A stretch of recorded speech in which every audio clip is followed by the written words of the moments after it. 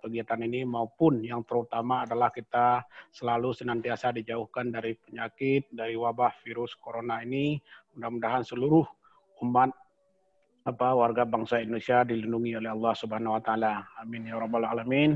Ila hazratin Nabi Mustafa Rasulullah sallallahu alaihi wasallam wa ala alihi sahbi ajmain. Al-Fatihah wa rahmatullahi wa barakatuh. Bismillahirrahmanirrahim. Allahumma salli ala sayyidina wa habibina wa syafi'ina wa dukhrina wa malladina wa qurratina sallallahu rabbuna Muhammad. Allahumma inna nas'aluka salamatan fid din wa afiatan fil jasadi wa ziyadatan fil ilmi wa barakatan fil rizqi wa taubatan qabla al maut wa rahmatan indal maut wa maghfiratan ba'dal maut. Allahumma hawin alaina fi sakaratin najata minan nari afwahinal hisab. Rabbana la tuzigh qulubana ba'da idh hadaitana wa hab lana min ladunka rahmatan innaka antal wahhab. Wa sallallahu ala sayyidina Muhammadin wa ala alihi wa sahbihi wa baraka wa sallam. Subhanakallahumma rabbal izzati amma yasifun wa salal mursalin walhamdulillahi rabbil alamin. Baik, saya serahkan kepada Bu Wiwin selaku Wakil Sekretaris DPD Forum PLKP Jawa Timur untuk memandu acara ini sekaligus dapat memperkenalkan narasumber kita pada malam yang berbahagia ini. Mangga silakan Bu Wiwin. Terima kasih Pak Sekjen. Assalamualaikum warahmatullahi wabarakatuh. Selamat malam semuanya. Hari ini kami dari Jawa Timur senang sekali untuk diberi kesempatan menjadi bagian dari pelatihan ataupun seminar yang diadakan oleh Forum LKP. Jadi pada saat ini narasumber kita hari ini adalah Pak Nun Jamianto SEMM, dan tentunya banyak semua yang sudah kenal beliau, tapi akan saya sampaikan sedikit portofolio dari beliau. Beliau adalah Ketua Forum LKP Jawa Timur, terus kemudian Direktur PT Inzaghi Gigantara Solusindo yang tentunya banyak sekali berkecimpung di dunia pelatihan dan termasuk untuk tender-tender pelatihan juga. Dan itulah sebabnya kenapa pada hari ini Pak Nun akan memberikan ataupun sharing kepada kita semuanya bagaimana membuat sebuah pelatihan yang kreatif dan ataupun bagaimana mendeliver pelatihan tersebut menjadi sebuah produk yang layak jual dan mampu bersaing. Jadi mungkin dari sedikit perkenalan tersebut akan lebih baik biar waktunya tidak terbuang lama-lama dan nanti boleh ada sesi tanya jawab yang tentunya akan membawa wawasan bagi kita semua tentang bagaimana sih desain yang kreatif pada sebuah pelatihan. Monggo Pak Nun untuk waktunya, silakan Pak. Baik, terima kasih. Assalamualaikum warahmatullahi wabarakatuh. Terima kasih Pak Sekjen, terima kasih Pak Ketum, terima kasih Pak Samsudin, dan selamat malam untuk Bu Wiwin. Tentunya selamat malam untuk Bapak Ibu semuanya, selamat berpuasa. Mudah-mudahan apa yang akan kita bahas malam hari ini nanti bermanfaat bagi kita semua. Utamanya kita akan lebih keren, lebih powerful di dalam bersaing dengan lembaga-lembaga lain. Mungkin izinkan kami untuk membuka slide saya, ya. Mungkin singkat, dan nanti kurang lebih materi akan saya berikan hanya setengah jam maksimal 40 menit, selebihnya kita buat untuk tanya jawab. Mohon izin untuk share slide, boleh Bu? Silakan Pak. Oke.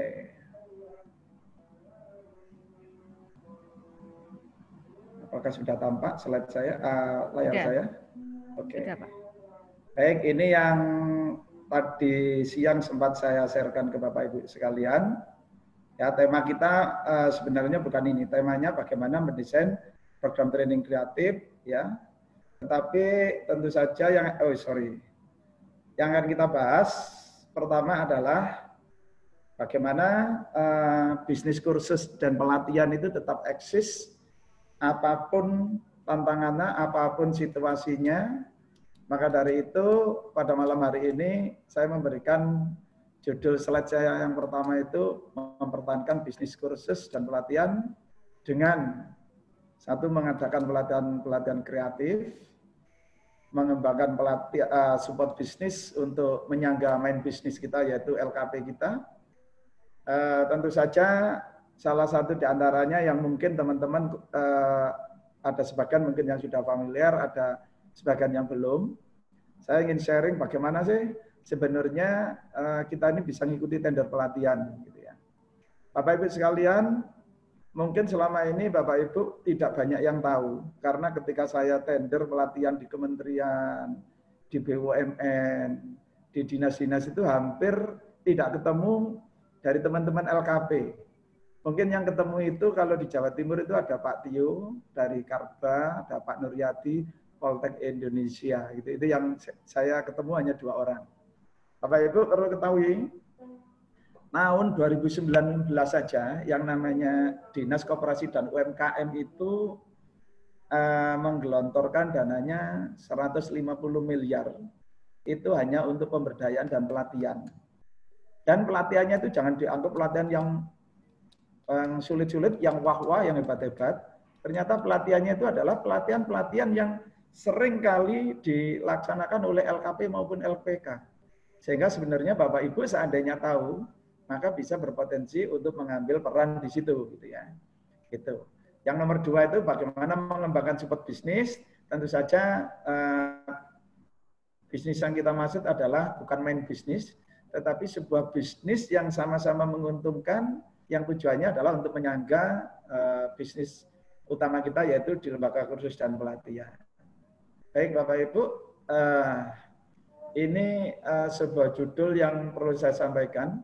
Hari ini, bahwa lembaga kursus dan pelatihan itu sedang disengat lebah. Kita ini seolah-olah kaget, terhenyak.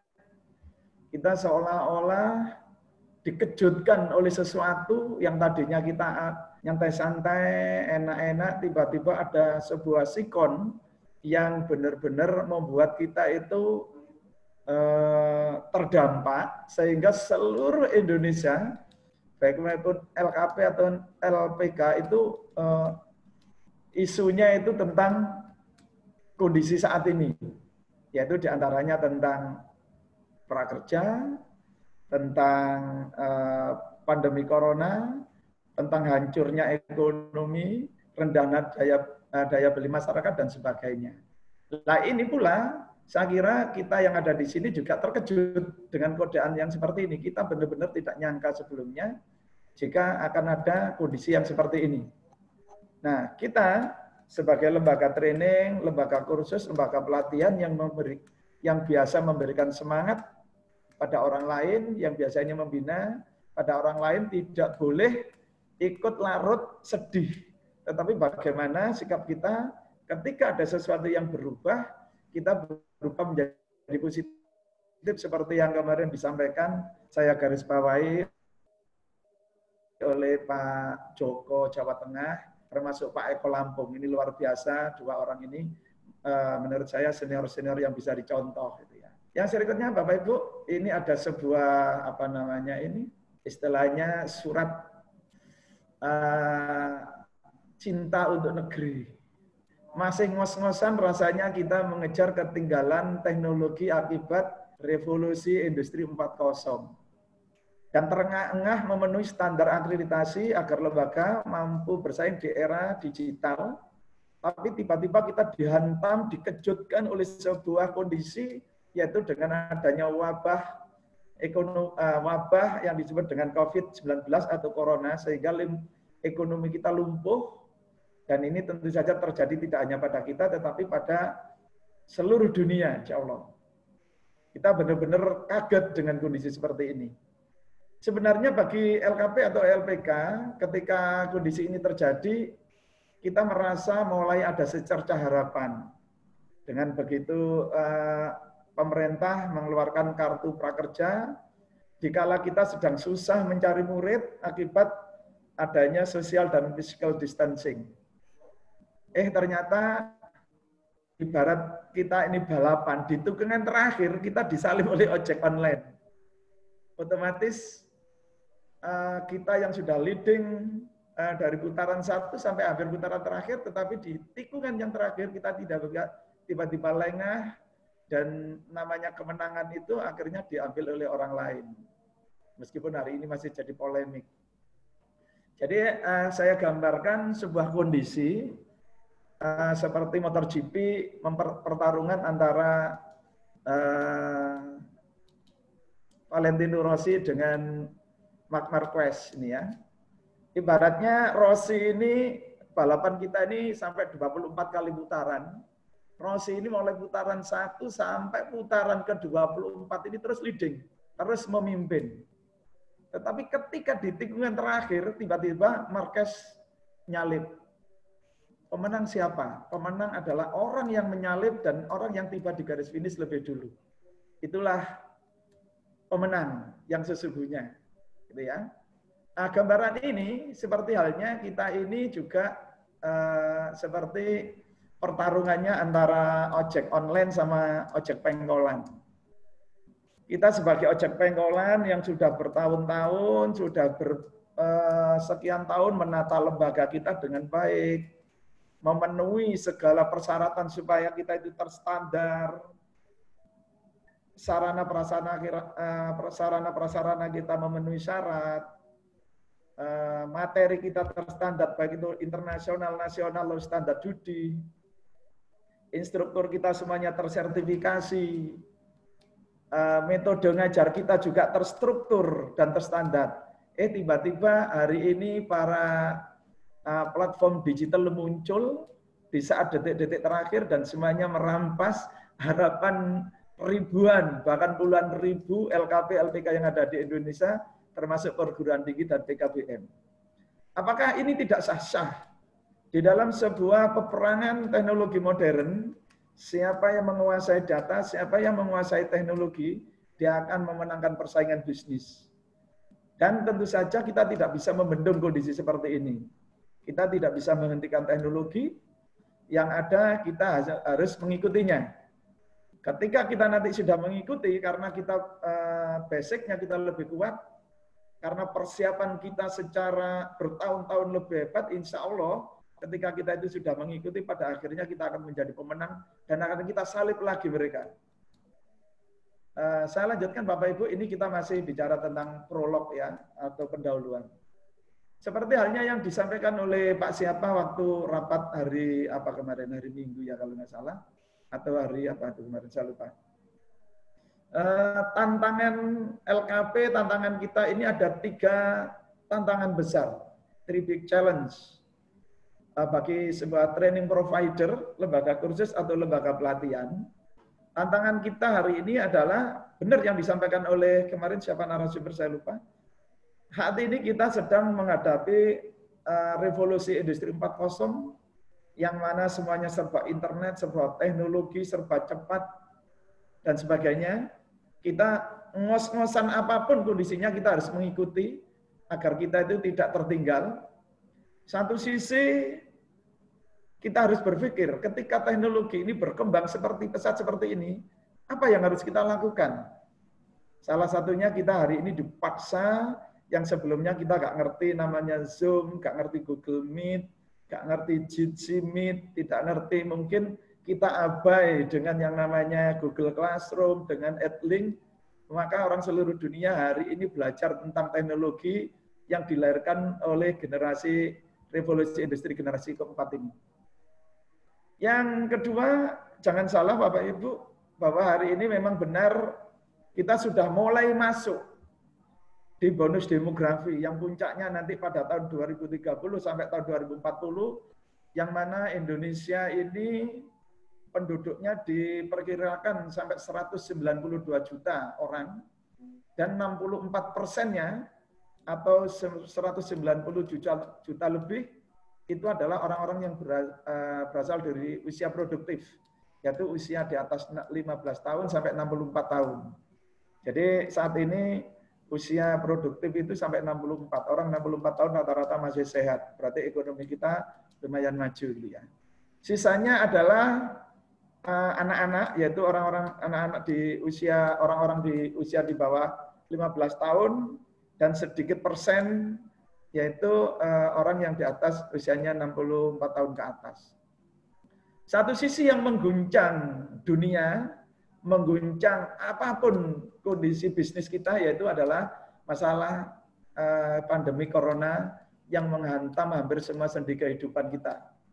Nah, ini 3 hal ini meskipun ini melanda dunia, meskipun hari ini kita pun terdampak, maka kita sebagai training provider, orang-orang yang biasa memberikan training, memberikan motivasi, bagaimana kita tidak boleh kehilangan motivasi itu. Dan kita tetap memberikan contoh kepada banyak orang, bagaimana kita bisa bangkit di kondisi seperti ini.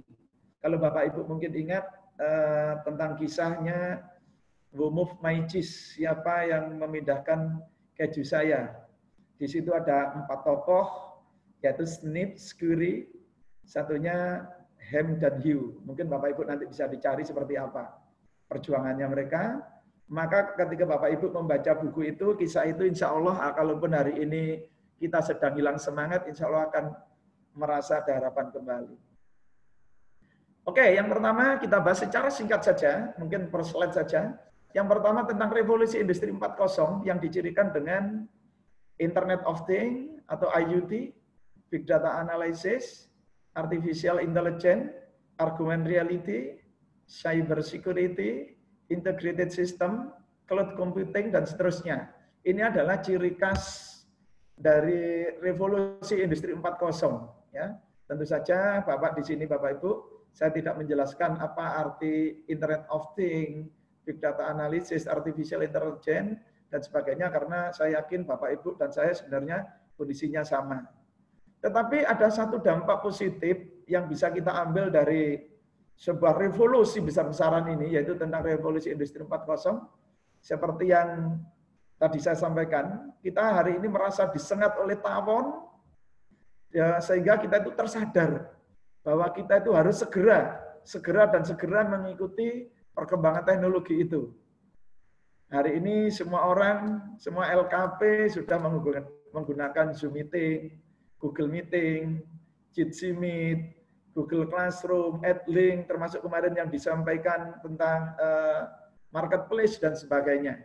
Nah ini memang mau tidak mau, suka tidak suka, LKP harus memiliki yang seperti ini.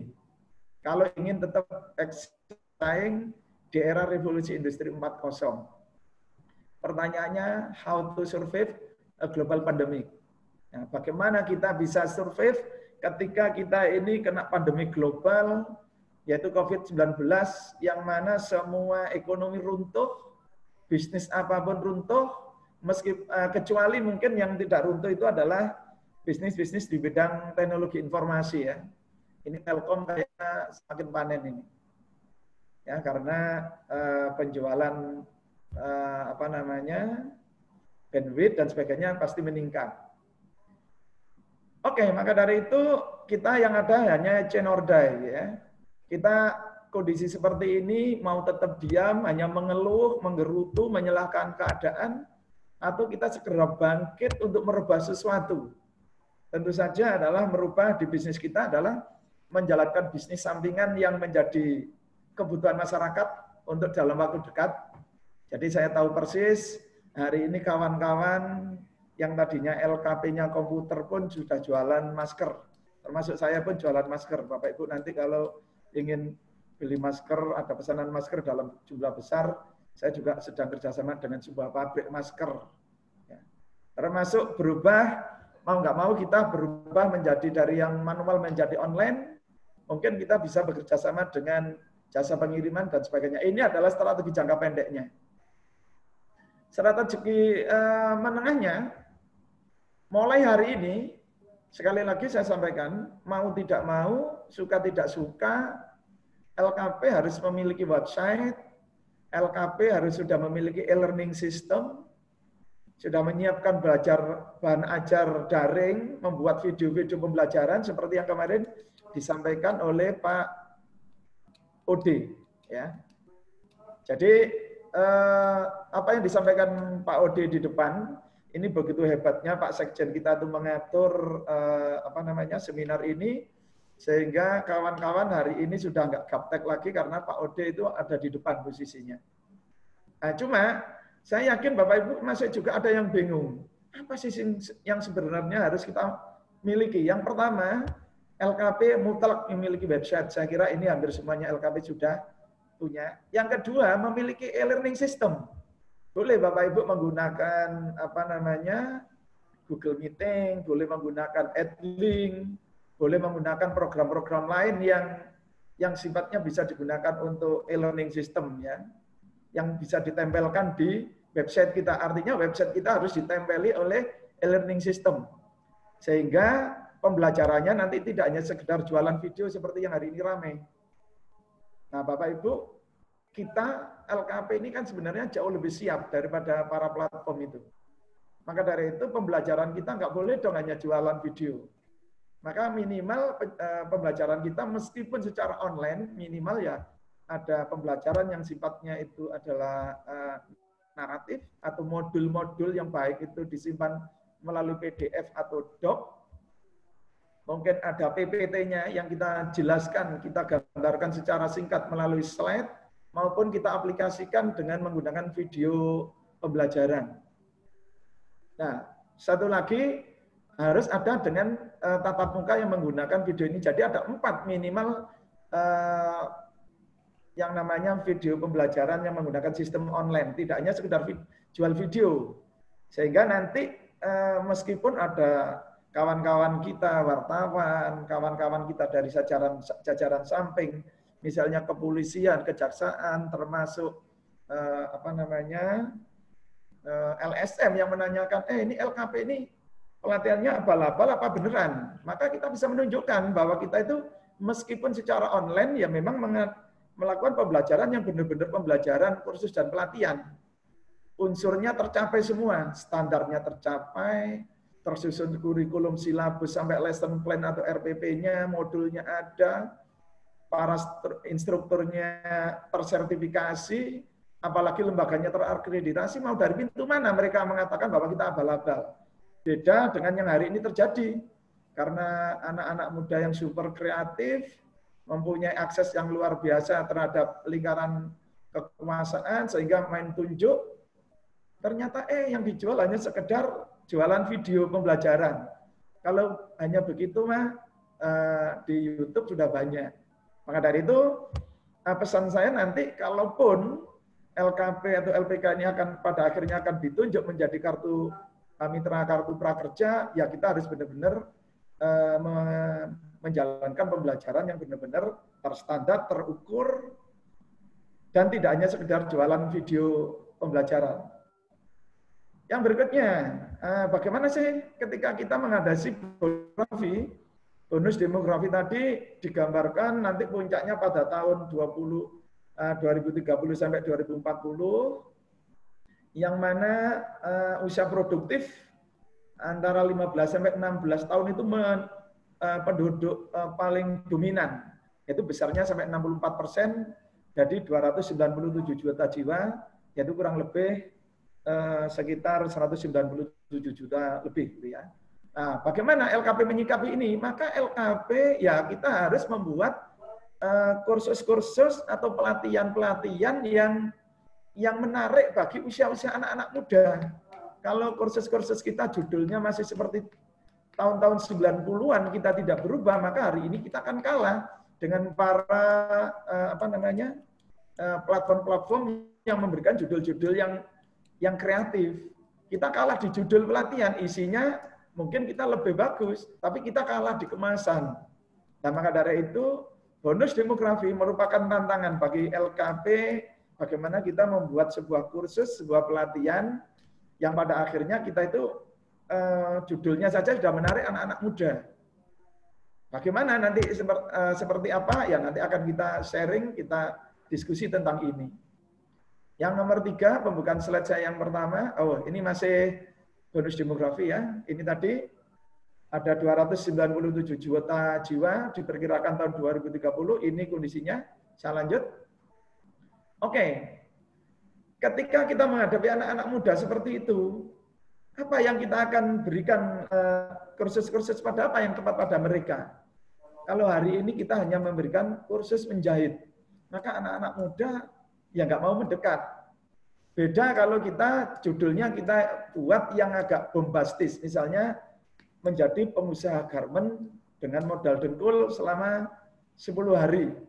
Isinya adalah menjahit, digabungkan digital marketing, diambilkan para pakar wirausaha yang bagaimana membuat mindset orang untuk berubah menjadi seorang entrepreneur. Kalau saya biasanya membuat judulnya Youth Career Preparation Program. Bagaimana ini yang sering kita tawarkan kepada kampus-kampus, yang kita tawarkan kepada dinas-dinas. Pelatihan-pelatihan saya itu biasanya judulnya di luar kursus yang ada, yang sudah settle di lembaga, kita ada membuat pelatihan-pelatihan yang sifatnya menyerang keluar, tidak hanya menunggu yang datang. Jadi pelatihan kita bisa kita selenggarakan di kampus-kampus, kita selenggarakan di sekolahan maupun di hotel. Yang sering adalah di kampus dan hotel termasuk sekolahan. Termasuk di perusahaan. Kita biasanya membuat judul Youth Career Preparation Program. Jadi program persiapan karir bagi anak-anak muda. Atau kita membuat sebuah training yang berbunyi Youth Creative Planner. Bagaimana membuat pengusaha muda kreatif. Nah ini yang pada akhirnya calon pembeli kita itu pasti tertarik. Apa sih sebenarnya ini isinya apa? Dan sebagainya. Nanti akan kita bahas di slide yang kedua. Oke, pandemik. Yang terakhir adalah pandemik COVID-19.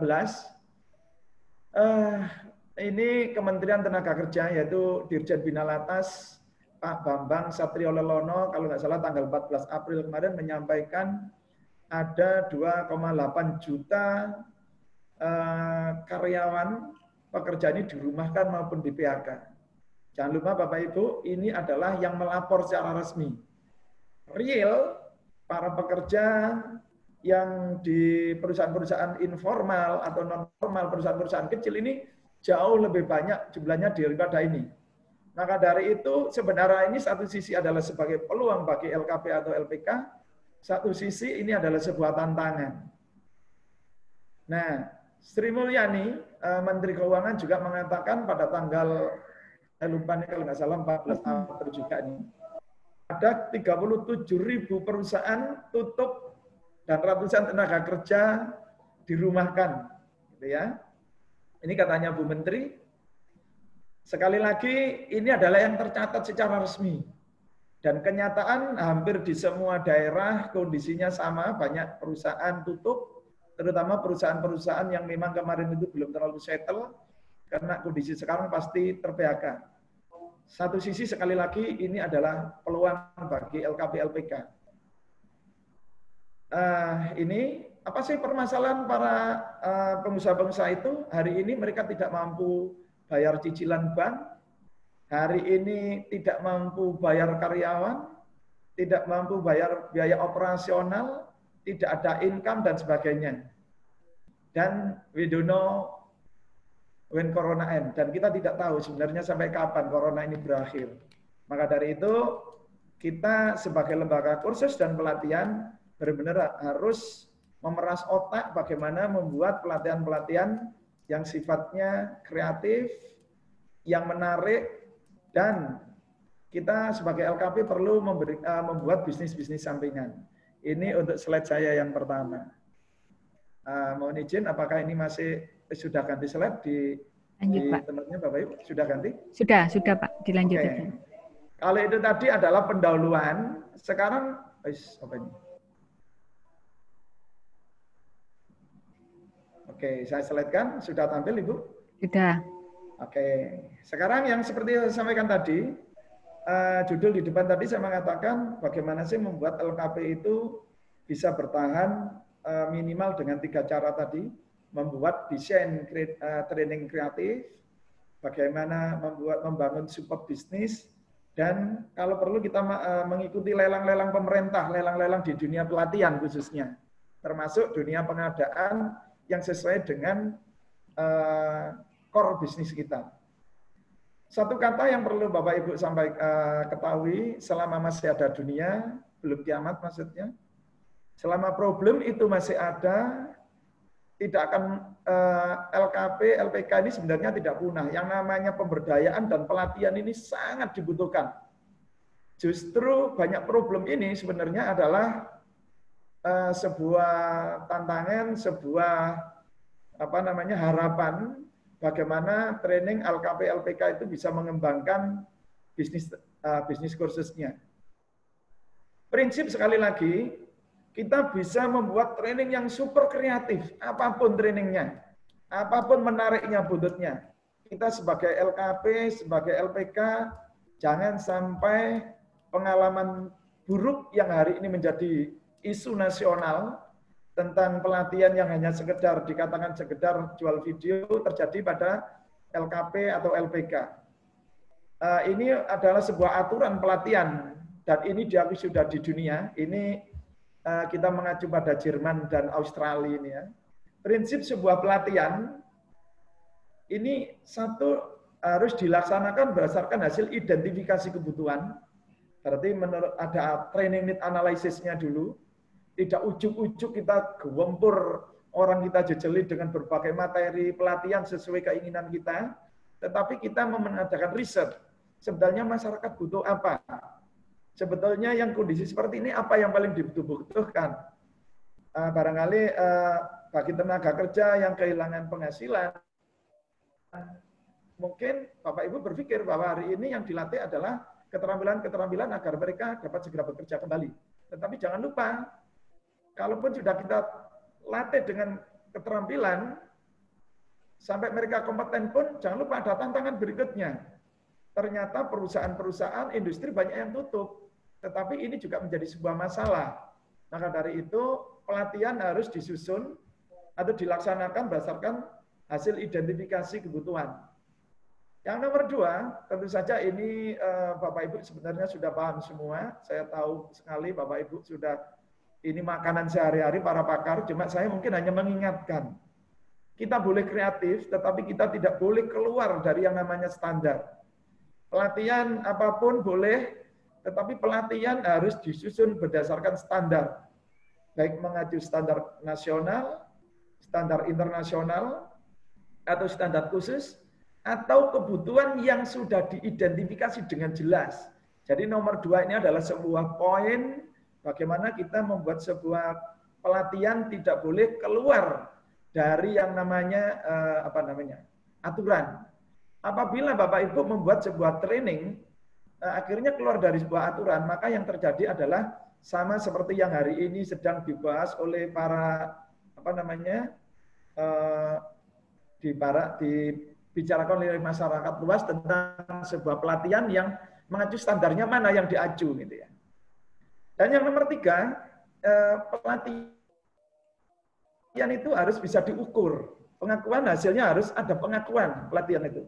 Maka sebuah pelatihan seharusnya untuk membuktikan apakah orang itu kompeten atau tidak boleh hanya sekedar diberikan sertifikat yang sertifikat itu tidak memiliki arti apapun di luar. Seperti yang hari ini juga sedang viral. Bapak Ibu semuanya sudah tahu saya kira dan nggak perlu saya bahas.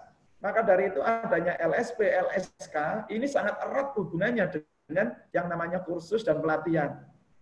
Sekali lagi hanya mengingatkan, kalaupun kita nanti LKP atau LPK ini menjadi mitra kartu prakerja, mohon bagaimana kita nanti mendesain sebuah pelatihan yang pada akhirnya bisa disertifikasi oleh kawan-kawan kita yang bergerak di dalam LSP atau LSK. Dan alhamdulillah saya juga bergerak di LSP juga.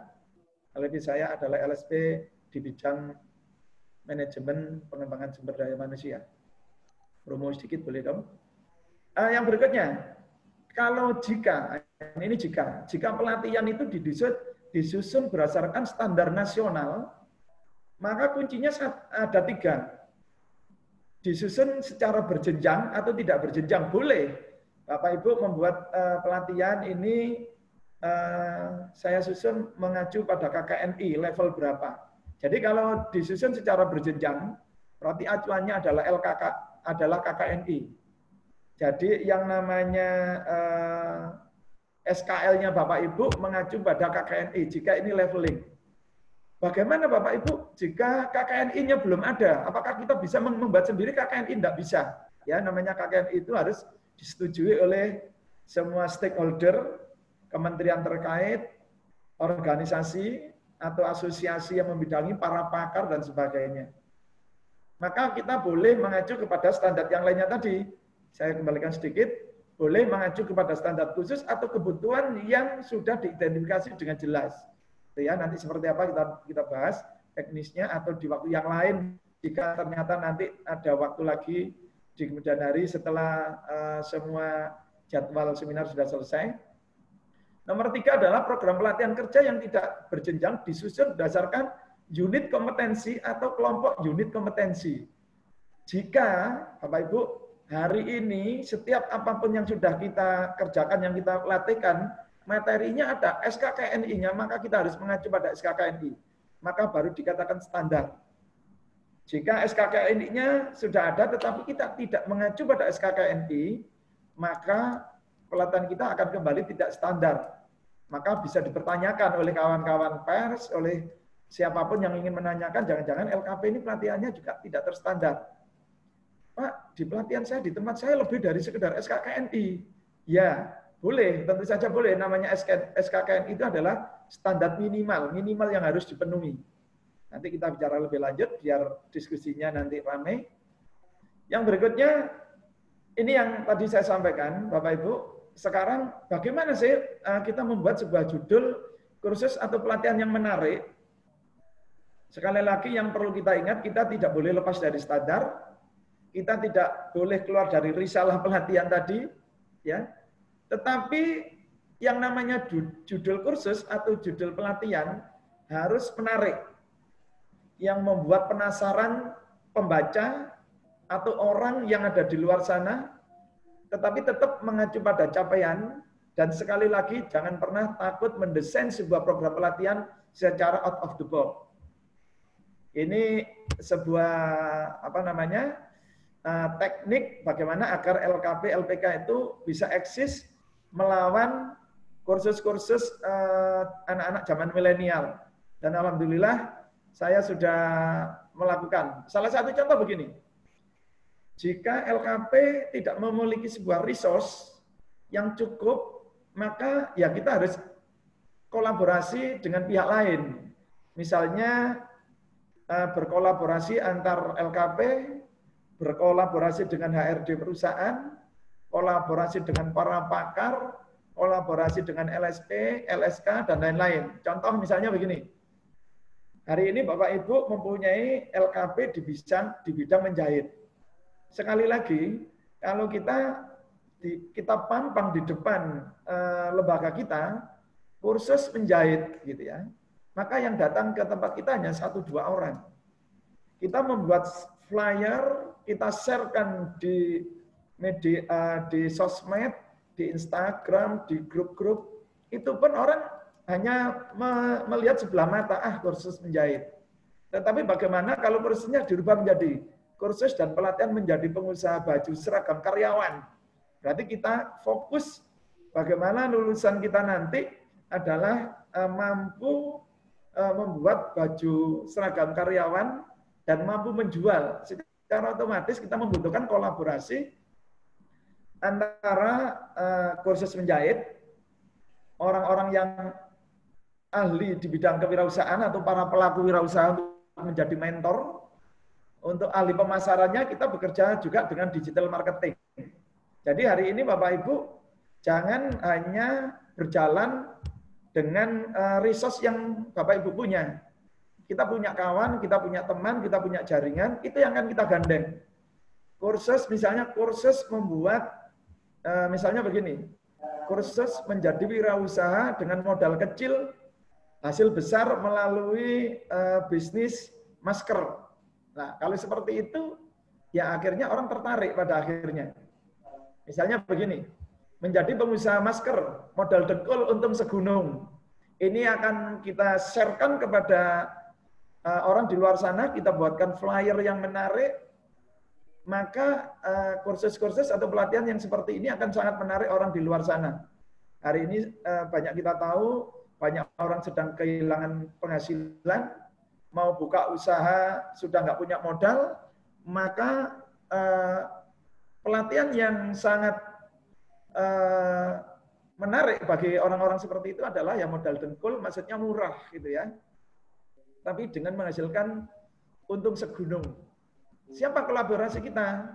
Ya kita kerjasama dengan pabrik-pabrik, ya siapa tahu pabrik ini membutuhkan masker ya. Kita bekerja sama dengan dinas sosial, kita datang ke puskesmas, kita datang ke organisasi-organisasi yang akan membagikan masker gratis. Maka pelatihannya nanti adalah satu ada pelatihan menjahit, Bapak Ibu. Yang kedua nanti bagaimana mengoneksikan murid-murid kita dengan orang-orang yang saya sebut tadi. Juga kita ajarkan tentang digital marketing. Seperti itu Bapak Ibu. Ini adalah contoh-contoh judul pelatihan yang biasanya sering kita jual. Mohon izin untuk minum sebentar. Bapak Ibu, saya biasanya ini kebetulan moderator kita Bu Win ini juga partner saya di dalam training. Beliau adalah pimpinan LCC itu punyanya LP3I.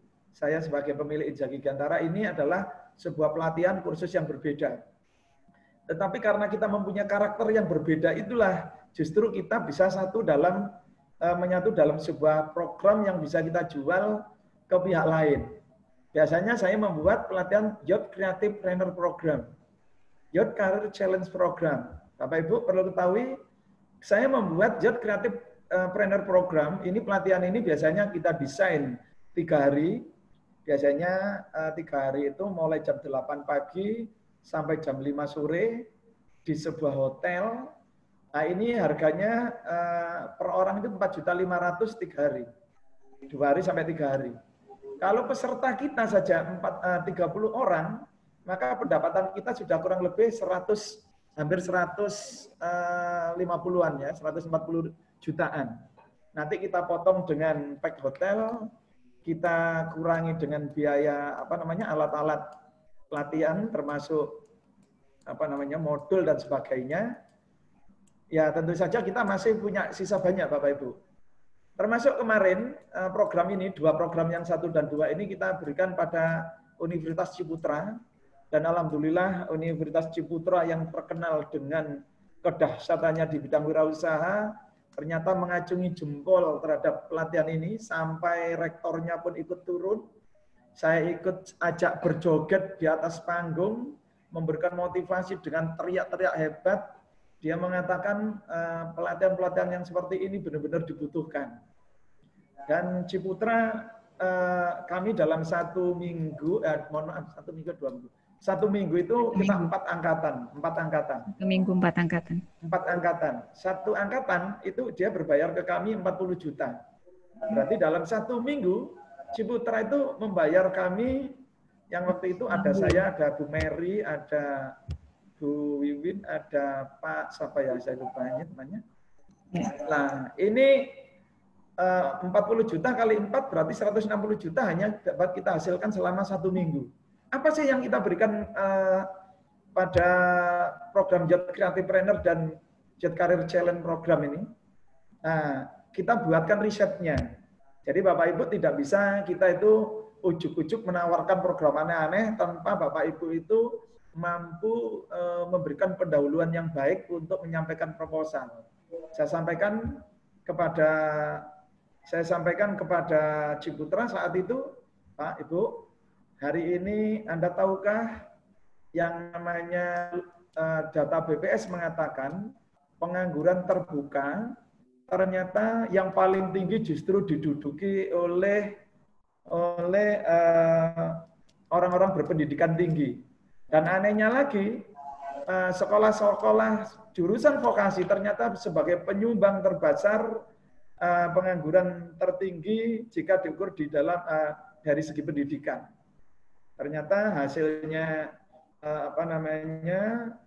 data BPS, baik itu BPS Jawa Timur maupun BPS nasional, saya melihat lulusan SMK, lulusan D3 atau Poltek itu penganggurannya tinggi. Nomor 2 kalau nggak salah SMA, nomor 3 itu baru S1, yang justru nganggurnya paling sedikit adalah lulusan SD SMP. Ini sebuah data yang bisa sekaligus kita pelajari dan kita jadikan promo. Nomor 2, Ciputra kenapa harus ikut ke saya berikan sebuah data lagi. Saya membuat sebuah training need analysis karena saya kebetulan sebagai Wakil Ketua 1 FKPPID Jawa Timur, Forum Komunikasi Pelatihan Pemagangan dengan Industri, ya, yang mana unsurnya itu ada Disnaker, Disperindak, Asosiasi HRD, Lembaga Pelatihan, dan Industri. Ternyata apa yang dibahas di dalam rapat khususnya yang dibahas oleh HRD, ternyata HRD sampai hari ini sangat kesulitan bagaimana sih mencari karyawan yang sesuai dengan kebutuhan. Jadi pagi sampai sore saya dengarkan mereka berdebat bagaimana caranya kita itu bisa merekrut karyawan dan kita bisa mendapatkan karyawan yang baik sesuai yang kita inginkan. Lalu saya dengan cepat membuat sebuah banyak pertanyaan, saya sebarkan ke hampir 140 perusahaan, saya berikan pertanyaan, rata-rata pertanyaan saya, apakah mereka-mereka yang datang ke tempat Anda itu mereka-mereka yang tidak terampil atau tidak pintar? Jawaban HRD, jawaban industri ternyata mengatakan, yang datang tempat kami adalah anak-anak yang pintar-pintar. IPK-nya di atas 3. Mereka juga anak-anak yang terampil. Tetapi bukan itu kebutuhan saya. Saya melihat dari potongan dia waktu masuk tempat kami, tidak menunjukkan bahwa mereka adalah orang-orang yang layak saya pilih. Mereka kelihatan dari cara berjalan saja sempoyongan, nggak ada antusiasnya, nggak ada semangatnya. Maka dari itu, katanya industri, bukannya tidak pintar dan tidak terampil mereka tidak saya pilih, tapi mereka cemen, mereka kurang antusias, mereka kelihatan orang-orang yang calon indisipliner, dan sebagainya, dan sebagainya. Itu adalah jawaban industri.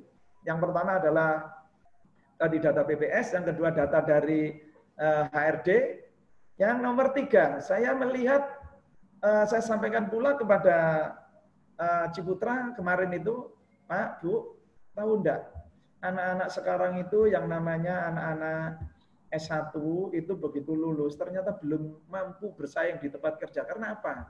Bukan mereka itu enggak pinter sekali lagi, tapi mereka itu semangatnya enggak ada, antusias, cara berjalan, enggak menggambarkan orang yang dipilih menjadi orang yang punya semangat dan sebagainya. Maka di dalam Youth Creative Planner ini isinya sebetulnya tentang itu untuk menjawab keraguan itu tadi, permasalahan itu tadi.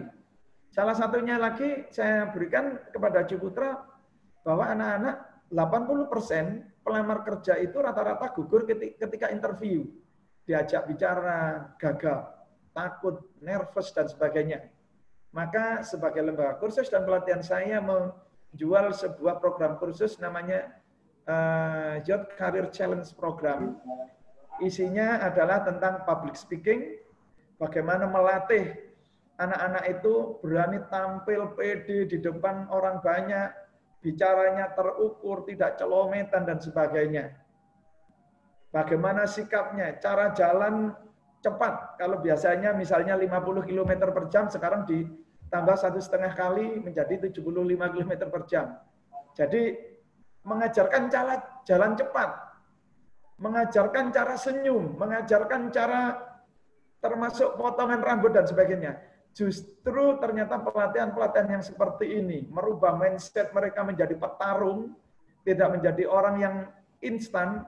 Itulah yang dicari oleh banyak kampus, perusahaan atau industri. Nah, yang ini ternyata menarik perguruan tinggi yang lain. Saya sebenarnya sama Bu Win ini sudah dikontrak juga ada perguruan tinggi negeri yang kita ada 2 paket. Yang satunya 60 juta, satunya 45 juta. Satunya lagi sebuah SMK nilainya hampir 25 juta. Pelatihannya 2 hari. Nah, ternyata Bapak Ibu, mendesain sebuah training ini sebenarnya ya mudah, ya gampang, ya sulit. Mudahnya adalah kita harus improve, tetapi kita tetap tidak boleh keluar dari namanya standar. Jika ada SKKNI-nya, perhatikan SKKNI-nya supaya kita fokus, kita tidak kemana-mana. Contoh yang lain, misalnya kita how to make powerful presentation. Bayangkan Bapak Ibu, kalau misalnya saya menjual sebuah pelatihan PowerPoint, Bapak Ibu memasarkan sampai capek, pagi sampai malam, maka tidak laku. Sekarang yang namanya pelatihan belajar PowerPoint. Tetapi jika pelatihan itu saya kemas menjadi how to make powerful presentation. Bagaimana Anda berani bicara di depan panggung tanpa nervous, tanpa grogi, dan selalu ditunggu oleh ribuan audiens Anda. Apakah yang kita ajarkan? Ini sebenarnya hanya gabungan. Kita mengajarkan teknik mendesain slide powerful di PowerPoint yang tidak ruwet, nggak banyak gambar, nggak banyak teks misalnya. Satu sisi kita bekerja sama dengan orang yang ahli bicara di depan publik, orang yang biasa trainer-trainer kelas kakap kita gandeng. Kita gandeng yang lain adalah orang-orang yang pandai membuat juk-juk atau biasanya membuat ice breaking. Biasanya para outbounder kita gandeng. Begitu kita jual, ternyata satu hari kita jual rata-rata 1.500.000 sampai 2.500.000 peserta rata-rata yang daftar antara 30 sampai 50 orang dan bisa kita laksanakan di hotel. Inilah Bapak Ibu, hari ini kita perlu kolaborasi. Jangan hanya mengandalkan kekuatan sendiri. Service excellent ini kemarin kami sampai ke Rumah Sakit Bangka Tengah tahun lalu. Kita sempat diundang kawan-kawan kita oleh Pak Joko Margono juga di mana itu kemarin itu di Banjarmasin. Saya membuat pelatihan-pelatihan ini sampai diundang di Padang, di Bandung, pernah di Kupang dan sebagainya. Sehingga LKP LPK ini nanti tidak jago kandang. Bapak Ibu bisa melakukan training di luar program yang sudah reguler, tapi mengembangkan dengan program-program yang bisa dijual secara publik, gitu ya. Seperti ini Service Excellence, meningkatkan omset usaha sampai 300% dalam waktu 3 bulan melalui digital marketing. Kemana kita menjualnya? Ternyata yang terima ini adalah Dinas Koperasi. Ternyata yang menerima ini adalah BPJS. Bagaimana? Bayangkan, kalau misalnya kita hanya pelatihan digital marketing sudah nggak menarik, Bapak Ibu. Karena ini sudah menjadi sesuatu yang hal biasa. Tetapi jika judul pelatihannya kita rubah, meningkatkan omset usaha sampai 300% dalam 3 bulan melalui digital marketing. Ini tawarkan kepada dinas-dinas, rata-rata kita 60 juta, hanya 2 hari, 3 hari. Ya, branding produk melalui videografi. Kemarin kita dengan di Sparta, Kota Batu, bagaimana kita itu hanya dengan modalkan kamera dan handphone, itu mampu membantu mempromosikan destinasi wisata Kota Batu yang belum dikenal ini ya. Dan Bapak Ibu sekalian, kalau mampu mendesain program-program seperti ini, maka Bapak Ibu bisa mengincar tujuan kita kemana. Kalau kita ke koperasi dan UMKM, mungkin lebih banyak meningkatkan omset. Kalau misalnya kita menuju, yang kita tuju adalah Dispora, maka pelatihannya adalah Jet Career Challenge atau Jet Creative Planner. Nah, ini adalah judul-judul yang tidak mungkin saya bacakan satu persatu. Kondisinya seperti ini, Bapak Ibu. Teknik closing, career success with public speaking, kursus menjadi pengusaha garment dengan modal dengkul seperti tadi ya, penghasilan lebih dari 30 juta per bulan melalui bisnis servis laptop dan komputer. Kalau kita jualan servis komputer, servis laptop, ternyata peminatnya nggak banyak, coba judulnya dirubah. Tentu saja tetap mengacu pada standar, gitu ya. Dengan modal kecil Anda bisa memiliki usaha bengkel motor dan sebagainya. Ini adalah contoh-contoh. Ini seperti contoh, kondisinya seperti ini Bapak Ibu. Kalau kita biasanya ini, how to make powerful presentation. Presentasi ibarat medan tempur, taklukkan audien Anda dalam 2 menit awal dengan teknik ice breaking menyenangkan, desain slide powerful, dan presentasi yang amazing. Materi ini. Nah, pendaftaran tanggal sekian sampai tanggal sekian, di hotel, untuk early bird 1.750, untuk normal 2.500.000 dan sebagainya. Ini contoh yang lain. Ketika kawan-kawan yang lain itu untuk promosi ke sekolahan kadang-kadang harus berbayar, harus berbagi harus memberikan insentif jalan-jalan kepada guru pembimbing itu ya. Maka saya hadir kepada sekolahan itu. Strategi jitu memenangkan persaingan kerja, bentuknya seminar. Yang terjadi apa? Kita sudah datang itu dibayarin, meskipun kita labelnya gratis, ternyata kita juga bisa mempromosikan lembaga kita ini dan sebagainya dan sebagainya. Nah, contohnya seperti ini Bapak Ibu.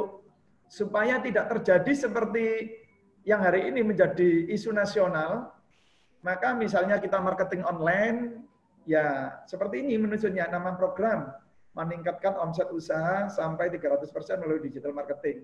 Deskripsinya, setelah mengikuti pelatihan ini, peserta kompeten dalam melakukan penjualan secara online, baik melalui marketplace, media sosial, dan mampu menggunakan SEO, Search Engine Optimization, gitu ya.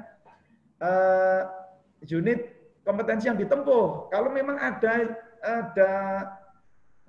SKKNI-nya, saya ambil SKKNI-nya, menyusun rencana pemasaran, menggunakan aplikasi berbasis internet, menggunakan aplikasi media sosial, dan unit kompetensinya, oh ini tentang hashtag, memilih aplikasi media sosial, menggunakan marketplace, desain teknik dan sebagainya. Nanti kita desainkan kurikulum silabusnya. Nanti kita bisa saya tampilkan nanti kalau ada waktu ya. Nah ini contohnya. Nah, sekali lagi jika kita mengadakan sebuah pelatihan yang terukur, maka kita sangat mungkin bisa bekerja sama dengan LSP atau LSK. Karena ada unit-unitnya. Contoh begini, misalnya yang kita berikan itu ada 10 unit kompetensi yang kita latihkan. Ternyata di Pak Janis ini mempunyai skema kompetensi yang hanya 5. Boleh nggak yang diujikan 5? Boleh. Jadi tidak semua yang kita latihkan mesti diuji. Yang diuji kompetensi bisa mengikuti skema sesuai yang ada di LSP. Maka nanti nggak ada yang namanya kursus abal-abal Bapak Ibu. Ini seterusnya, ini contoh-contoh. Nah, intinya program pelatihan adalah seperti ini, menyusun program pelatihan. Ini singkatnya ya, tentunya menyusun SKL dan sebagainya. Terus berikutnya melalui jenjang seperti ini, ada training need analysisnya, ada training programnya, menyusun training program, ada kurikulum, modul, silabus, sampai face to face kita bahas. Oke, Bapak Ibu, ini presentasi yang kedua. Yang terakhir, pendek banget yang terakhir. Presentasi setelah itu kita tanya jawab. Oke, seperti yang saya janjikan tadi, ya, seperti yang saya janjikan. Maaf, ini sudah ganti slide, Ibu? Ya, sudah. Sudah ya? Sudah, Pak. Sudah. Oke. Bentar, oke ya. Oke, Bapak Ibu, apakah ada yang sudah mengenal tentang LPSE? Layanan pengadaan secara elektronik. Nah, ini yang tadi saya sampaikan di depan. Hari ini namanya kementerian, dinas di tempat Bapak Ibu semuanya, banyak pelatihan-pelatihan yang diselenggarakan yang sifatnya itu dilelang atau ditenderkan. Biasanya Dinas Koperasi dan UMKM, Disperindak, Disnaker, ada dinas-dinas desa pemberdayaan, ada juga yang narkoba itu BNN.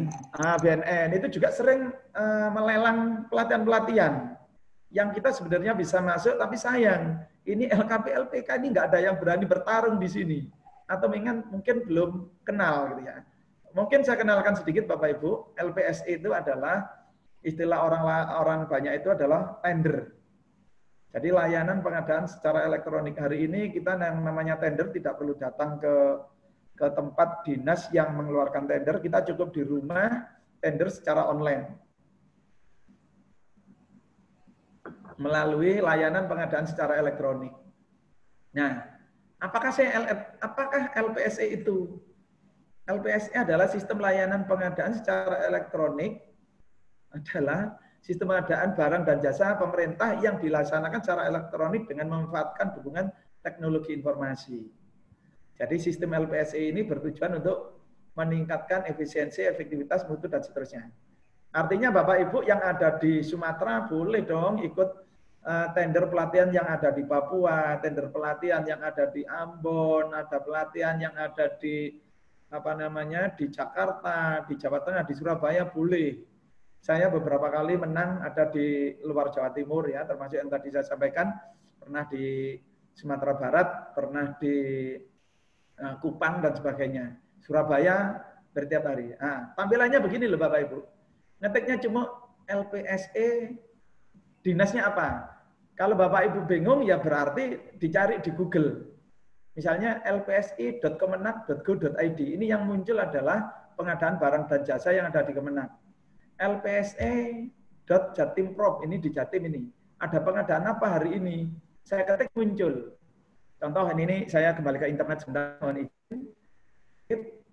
Contoh, ini saya kalau Bapak Ibu nggak tahu begini. Misalnya Bapak Ibu ada di Bandung Kabupaten. Maka saya ketik aja LPSE Bandung. Ini ya, Bandung ini ada kota, ada kabupaten ya. Saya ketik misalnya LPSE Bandung Cup. Jadi ini langsung saya klik LPSE Bandung. Ini kelihatan ya layar saya? Kelihatan, Pak. Nah, ternyata di Bandung hari ini ada pengadaan tentang jasa konsultan manajemen konstruksi. Ada belanja cetak. Lah ini loh Bapak Ibu, nilainya 76,8 juta. Ada pengadaan tas bingkisan, ayo. Siapa ini yang ahlinya menjahit kan bisa ikut lelang ini. Belanja alat pembersihan, ayo. Ini kan peluang-peluang.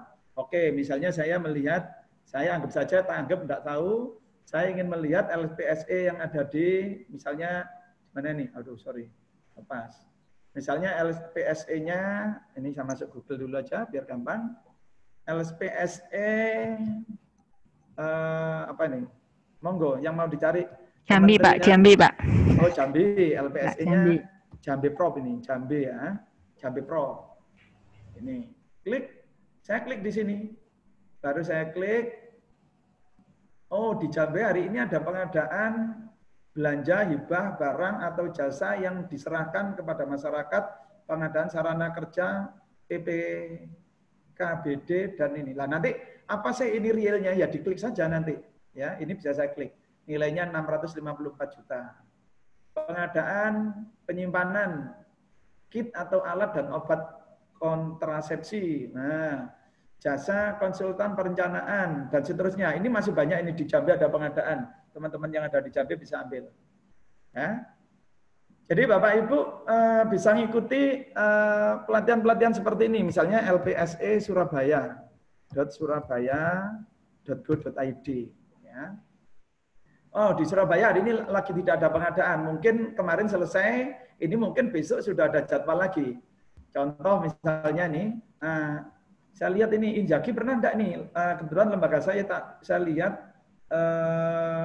cari pemenang tender. Saya ketik Injaki.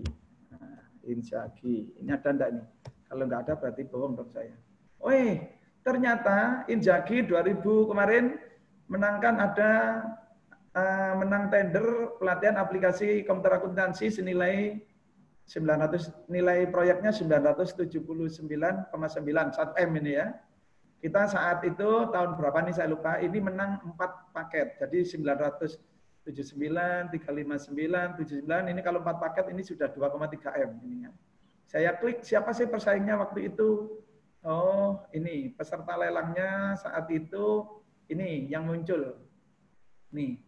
Ada 11 Poltek Indonesia, Yasko, Injaki, Poltek Nasional, Mustika. Ternyata sedikit, padahal pelatihannya ini banyak banget.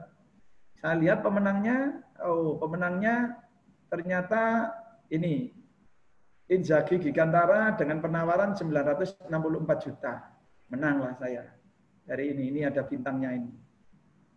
Ya. Terus siapa saja yang kemarin lolos harga penawaran ini ya? Nah, ternyata yang lolos dari 13 itu yang memenuhi syarat ternyata ada 4 lembaga. Ada Indonesia Training Center, ada Injaki Gigantara, ada Yasko Training Center, ada Politeknik Indonesia. Dengan penawaran ini, dan kebetulan pemenangnya Injaki. Nah ini kondisinya daftar-daftar. Kalau rata-rata kita bisa menang sampai 3 atau 4 tender dalam 1 tahun, ditambah kita mengadakan pelatihan-pelatihan yang sifatnya tadi pelatihan kreatif sudah lumayan. Ya.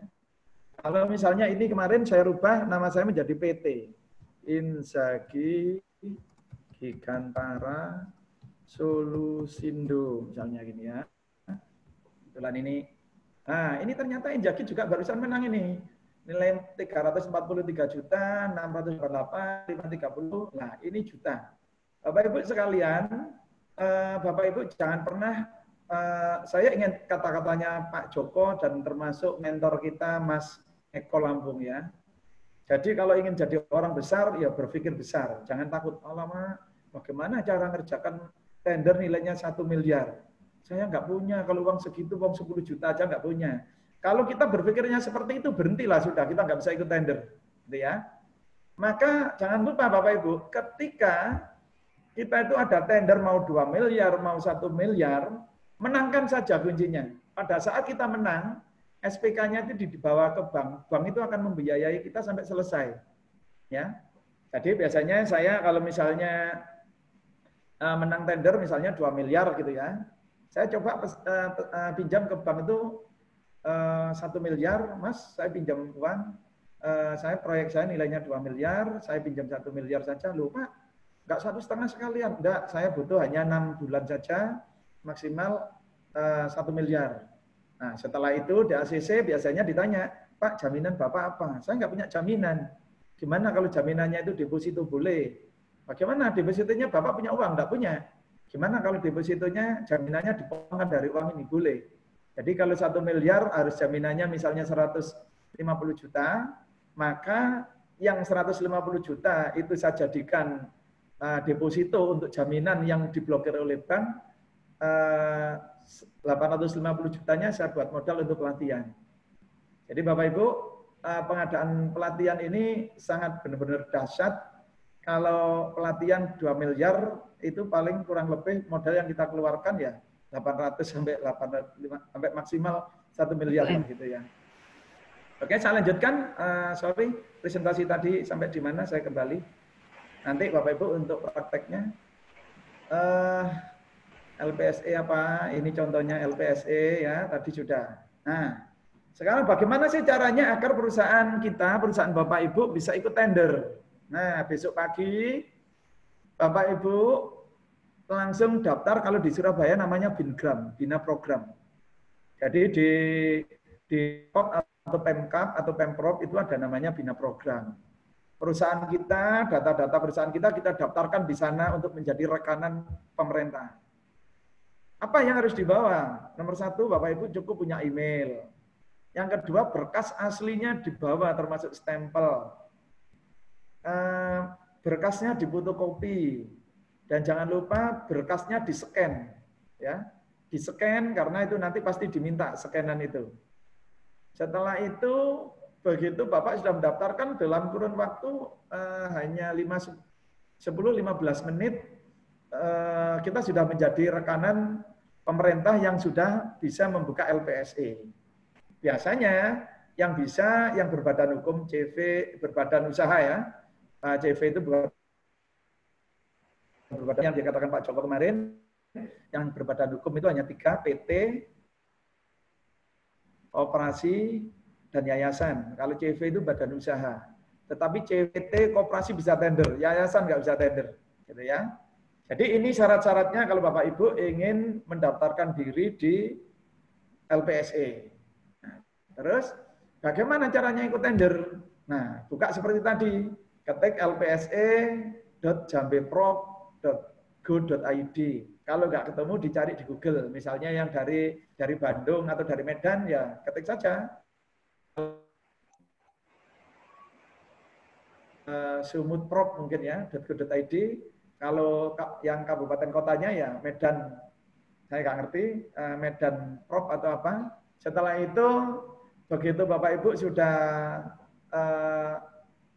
memilih, sudah membuka LPSE, begitu ada yang cocok, ya dipilih yang diminati. Setelah itu, perhatikan. Nah, habis ini nanti kita praktekkan. Lihat jadwalnya, login, pilih penyedia, pilih paket baru dan sebagainya. Ini nanti bisa kita ulang. Sekarang akan kita coba masuk ke LPSE lagi ya.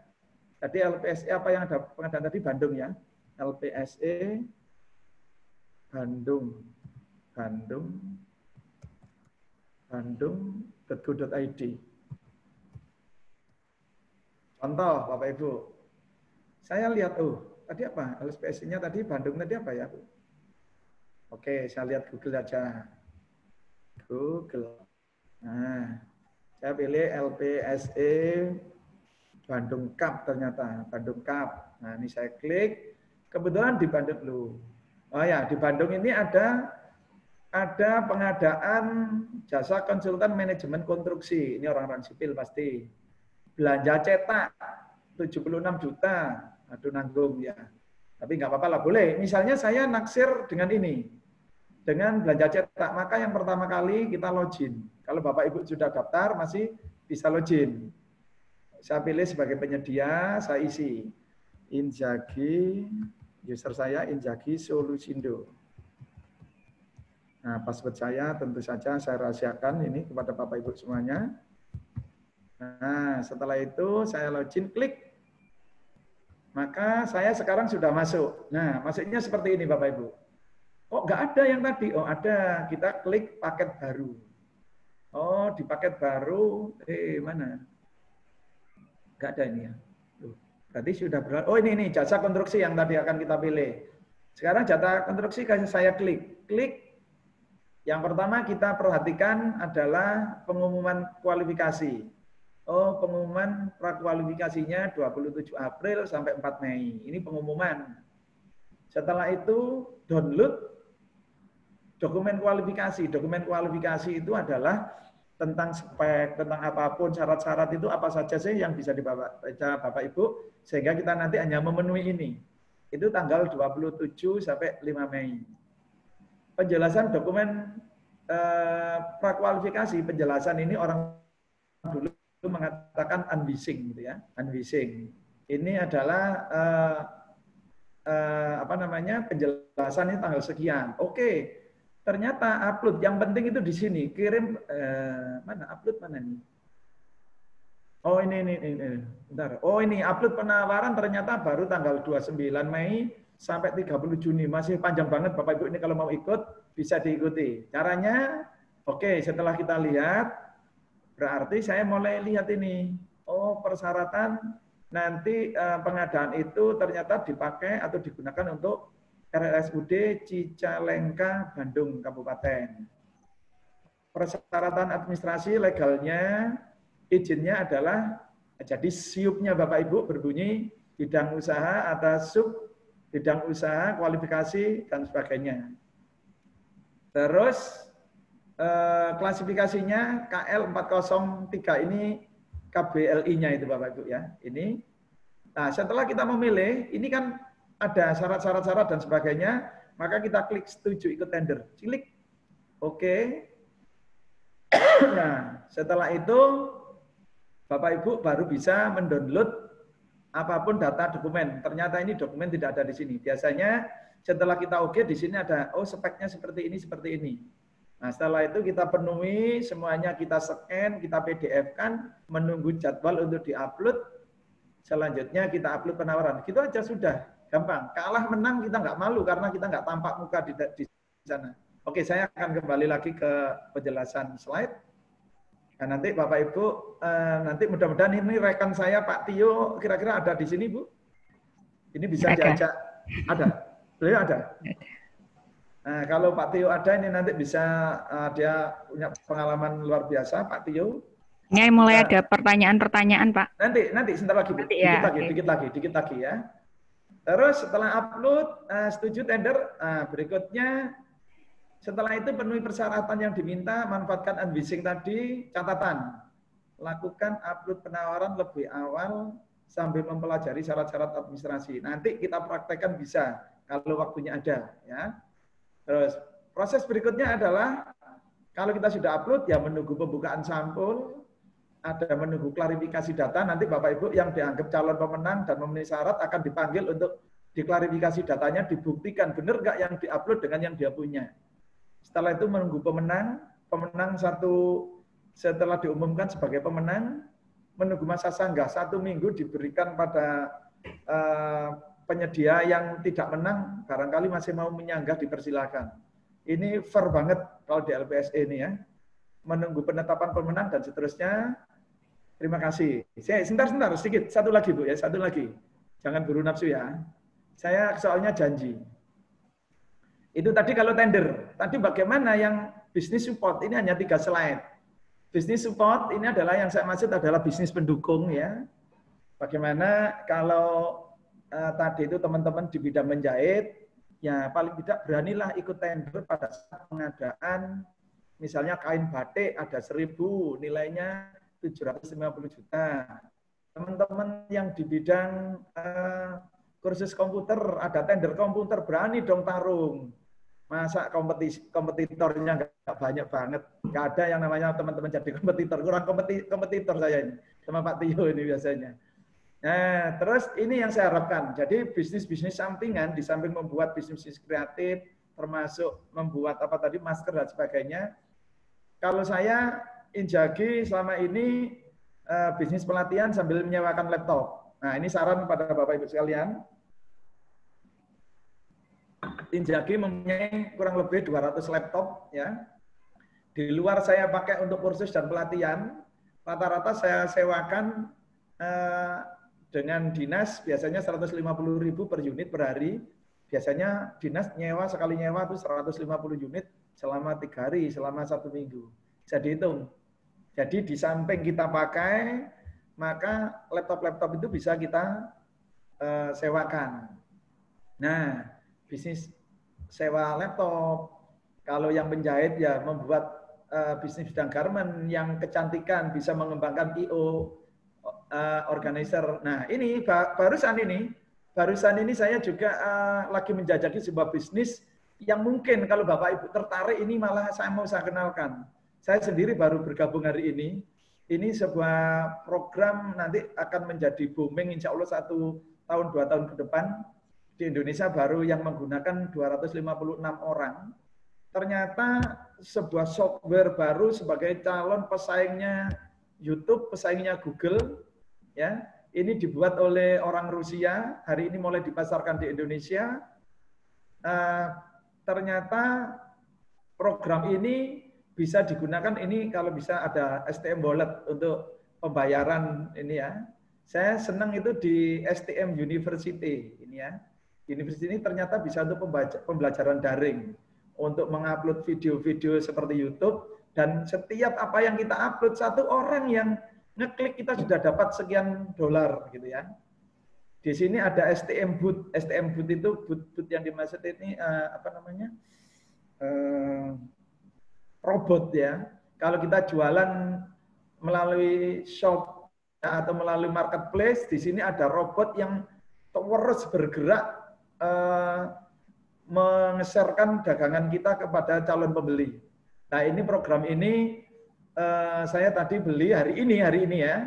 Ini harganya 589.000. Kalaupun ini nanti nggak berkembang, saya juga nggak lebih banyak karenanya ini ya. Tetapi satu lagi, dari setiap orang yang beli berikutnya, kita juga akan mendapatkan penghasilan di sini. Terima kasih Bu Win. Mungkin kita buka pertanyaan. Hanya seperti itu Bapak Ibu, saya tidak memaksud untuk menggurui, tetapi sekali lagi ini tadi sifatnya hanya untuk sharing. Terima kasih. Assalamualaikum warahmatullahi wabarakatuh. Waalaikumsalam warahmatullahi wabarakatuh. Oke, kita akan buka pertanyaan, tapi sudah ada yang chat tadi Pak. Mungkin bisa langsung dijawab. Jadi yang pertama dari Ibu Mary. Saya tak mencari ya, dulu. Dari Ibu Mary Juwita. Jambi, gitu ya, Mary Juwita Jambi. Ya. Dan pertanyaannya juga hampir sama, Pak Toto Harsono, Pak. Dari? Pak Toto Harsono ini tidak ada ininya, dari mana, gitu ya. Oke. Pertanyaannya hampir sama, Pak, karena memang belum tahu kalau adanya lelang, gitu ya. Jadi lelang pelatihan itu belum tahu, kok bisa ada lelang ada pelatihan itu dilelang. Jawaban pertama itu gini Bu, Bapak Ibu kurang usil di internet, kurang usil itu ya. Makanya diusilin dong. Okay. Pelatihan Bapak Ibu yang namanya Dinas Koperasi tadi, Kementerian Koperasi itu setiap tahun 100 sampai 150 miliar. Pelatihan itu biasanya dilaksanakan di daerah perbatasan. Itu pelatihan untuk otomotif, pelatihan akuntansi dasar, pelatihan kewirausahaan, nilainya ada 400 juta, 700 juta, 800 juta, sampai ada yang sampai 8 miliar gitu ya. Nah, kita senang Bapak Ibu kalau misalnya ada yang seperti itu. Oke Pak, dilanjut. Pelatihannya hanya itu. Oke, Pak, dilanjut. Bagaimana mungkin untuk yang pertanyaannya Bu Mary, itu bagaimana mengikuti lelang pelatihan mungkin sudah dijelaskan sama Pak Nun tadi beberapa ya syarat-syarat mungkin bisa di-share nanti untuk PPT-nya. Terus ini dilanjut lagi Pak dari Pak Heri Magna College. Bagaimana tentang riset? Dari mana beliau? Pak Heri Magna College dari mana ya Pak ini? Tidak ada keterangannya dari mana. Pertanyaannya seperti apa, Bu? Bagaimana tentang riset kebutuhan pelanggan untuk bisa lebih fokus kepada promosinya, Pak? Jadi TNA-nya seperti apa? Training need analysis-nya, ini maksudnya mohon ditanya lagi, Bu, begini. Yang dimaksud ini kita mau mendesain pelatihan digital marketing atau kita membuat pelatihan marketing meningkatkan omset bagi perusahaan. Ini yang mana ini yang dimaksud ini? Pak Henry mungkin bisa di unmute Pak host Pak Sam. Pak Sam mungkin Pak Henry bisa langsung speak out aja. Silakan Pak Heri. Pak Heri silakan Pak.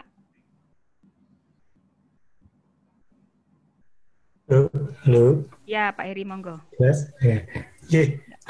Saya dari Magelang, Bu.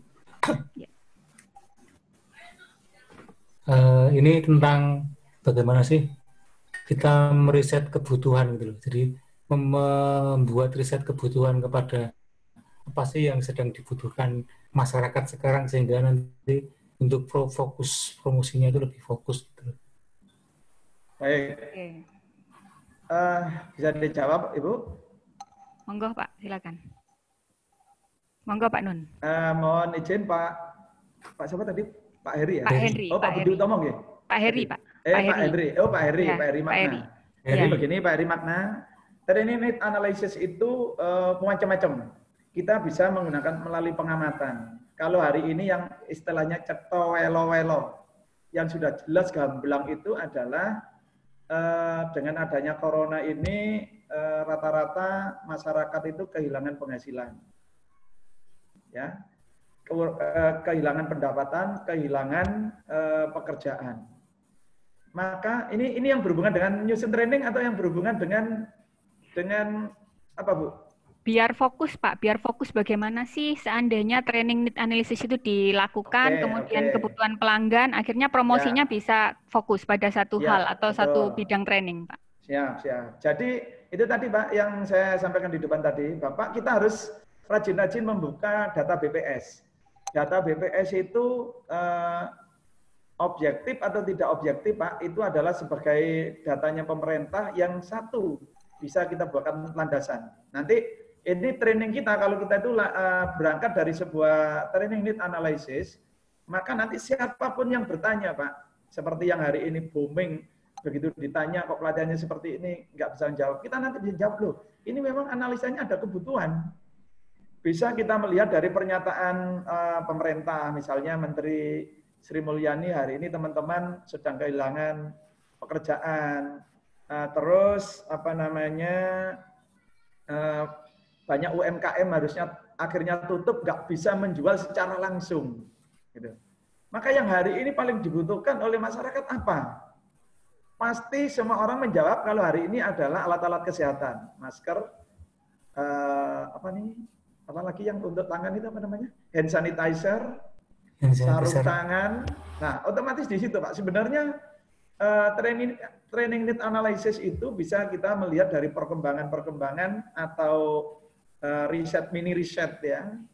Atau kita berbicara langsung dengan para pelaku usahanya. Kalau itu tadi konteksnya masalah marketing, Bapak Ibu. Nah, setelah kita sudah mengetahui risetnya, baru kita turunkan, mendesain sebuah program pelatihan. Oh, ternyata orang-orang perlu menjual. Oh, kesulitan menjual. Berarti baru setelah itu saya cari SKKNI-nya. Oh, kalau begitu jawabannya harus dengan online. Ada enggak SKKNI tentang training atau marketing online? Oh, ada. Unitnya tadi sudah saya sampaikan di depan. Sehingga pelatihan kita sekali lagi terukur. Mau wartawan, teman-teman mau tanya, iya, pelatihan kita semuanya sudah memenuhi kaidah gitu ya. Sudah berorientasi pada capaian, menggunakan SKKNI, bahkan melebihi SKKNI-nya. Yang nomor 3, ternyata untuk marketing tidak hanya fokus, butuh orang yang komunikasinya bagus. Bapak Ibu, kita tahu hari ini banyak orang mampu mengajarkan tentang digital marketing, tapi ternyata jualannya nggak laku. Kenapa? Ternyata mereka lemah dalam sisi closing. Begitu ada penanya digiring, terus sampai akhirnya penanya ragu-ragu kok lagu-lagu. Mestinya begitu yang namanya calon pembeli ini sudah tertarik, maka Bapak Ibu oke, closing. Bapak Ibu oke, kalau gitu kita kirim berapa? Ini rekeningnya, Bapak Ibu alamat pengirimannya di mana? Maka calon pembeli lengkap Pak. Oke, segera transfer. Tapi jangan sampai ketika calon pembeli kita itu sudah tertarik mau beli, kita masih memberikan pilihan lagi. Bapak Ibu pilih yang kuning atau yang merah, yang biru atau yang hijau, ini lebih baik loh Bu. Atau Bapak Ibu milih yang ini lagi. Maka semakin Bapak Ibu memberikan banyak pilihan, bisa jadi calon pembeli itu malah ragu-ragu. Kalau kita belajar dengan ilmunya James Gui, ada orang yang tipenya penggiat, orang tipenya tipenya penggiat, peresah dan sebagainya. Ini Bapak Ibu nanti bisa belajar di sana. Bagaimana kita menjual dengan powerful, bagaimana membuat teknik closing yang kuat, sehingga ketika calon pembeli itu sudah tertarik, ya sudah, nota dibuka. Begitu Bapak Ibu.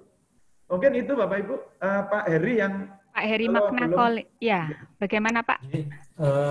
Ini kebetulan lembaga saya ini yang saya bangun ini bergerak di bidang komputer ya, kemudian desain grafis. Saya lagi ada program baru, saya kasih nama administrator bisnis online. Ya. Jadi itu fungsinya adalah membantu para pemilik bisnis online untuk bagaimana yang kita ajarkan, bagaimana teknik closing seperti tadi itu. Oke. Pak Heri, ngapunten. Pak Heri setelah membuat judul, langkahnya Pak Heri apakah langsung materi atau apa yang dibuat setelah Pak Heri menemukan judul tadi administrasi bisnis online, apa selanjutnya yang dilakukan oleh Pak Heri?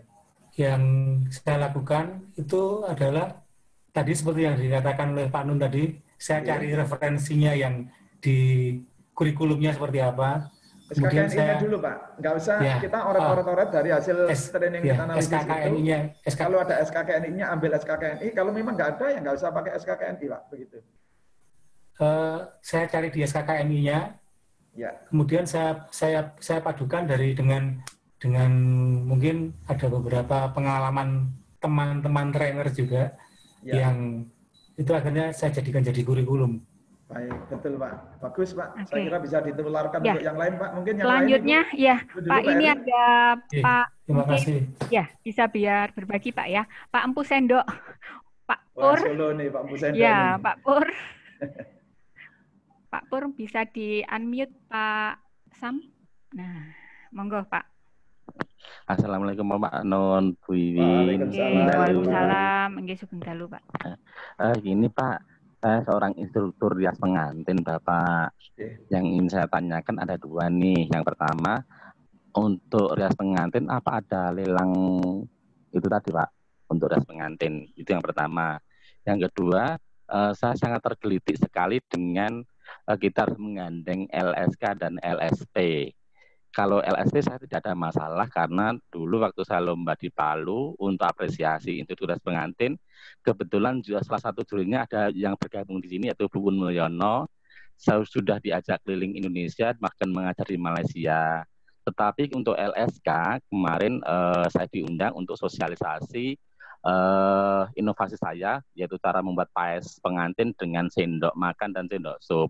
Tetapi pada pelaksanaannya itu di hadapan seluruh penguji se-Indonesia itu ada segelintir orang yang menolak sehingga menjadi ricuh atau ribut begitu keadaannya.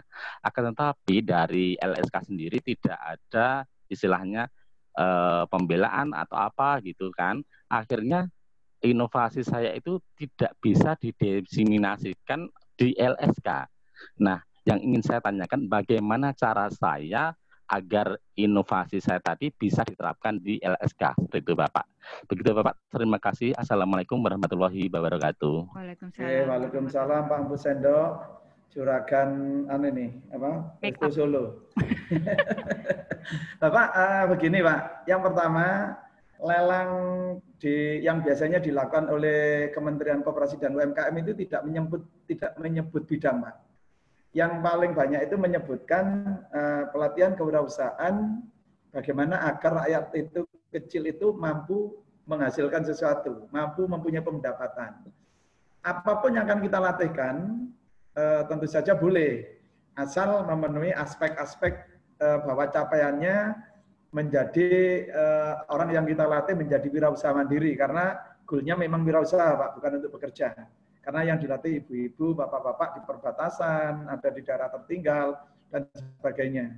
Sehingga Bapak Ibu bisa melaksanakan pelatihan-pelatihan itu sesuai dengan bidang yang dimiliki oleh Bapak Ibu. Gitu ya. Itu yang pertama. Yang kedua, lelang, mohon maaf, mohon izin sekali Pak Ganis dan lain-lain, Pak Edi Suaras dan sebagainya. Pengalaman ketika saya mengikuti lelang, ini yang jadi masalah memang, kita memang harus berjuang teman-teman LSK. Jadi ketika kita, salah satu persyaratan bahwa instruktur yang akan kita pakai nanti sertifikat itu yang saya sodorkan dari LSK itu ditolak, Pak. Nah, yang dia hanya minta LSP. Jadi ada kementerian atau dinas-dinas tertentu hanya minta LSP.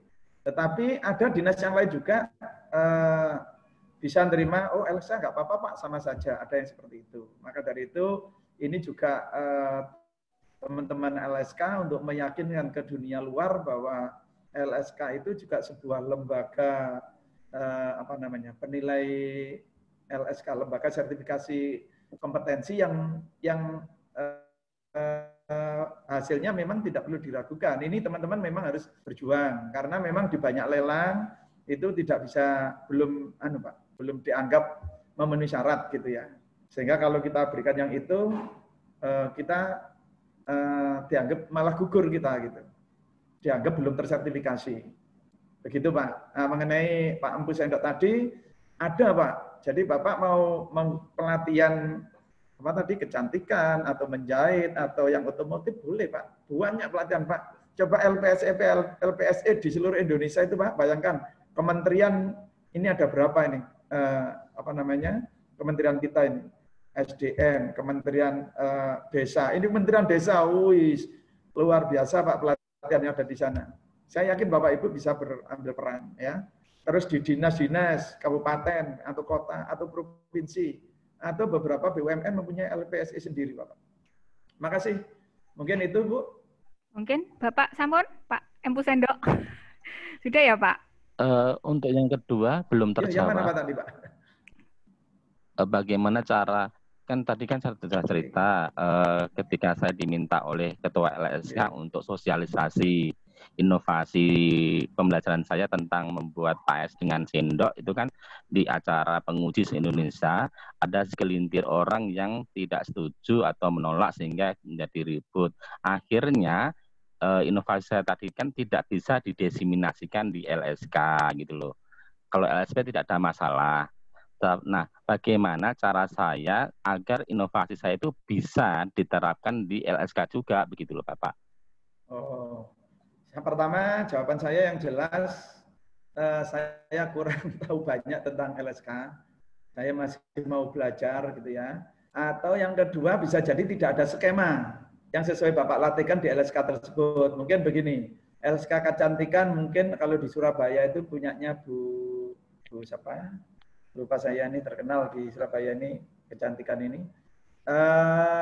Mungkin tidak ada skema yang sama dengan yang Bapak uji mungkin ya Pak. Tapi jujur saya untuk pertanyaan Pak Empu Sendok yang ini nggak bisa menjawab Pak. Tapi kalau saya boleh meraba sedikit, apakah yang Bapak ajarkan itu tidak ada skema yang ada di LSK atau seperti apa?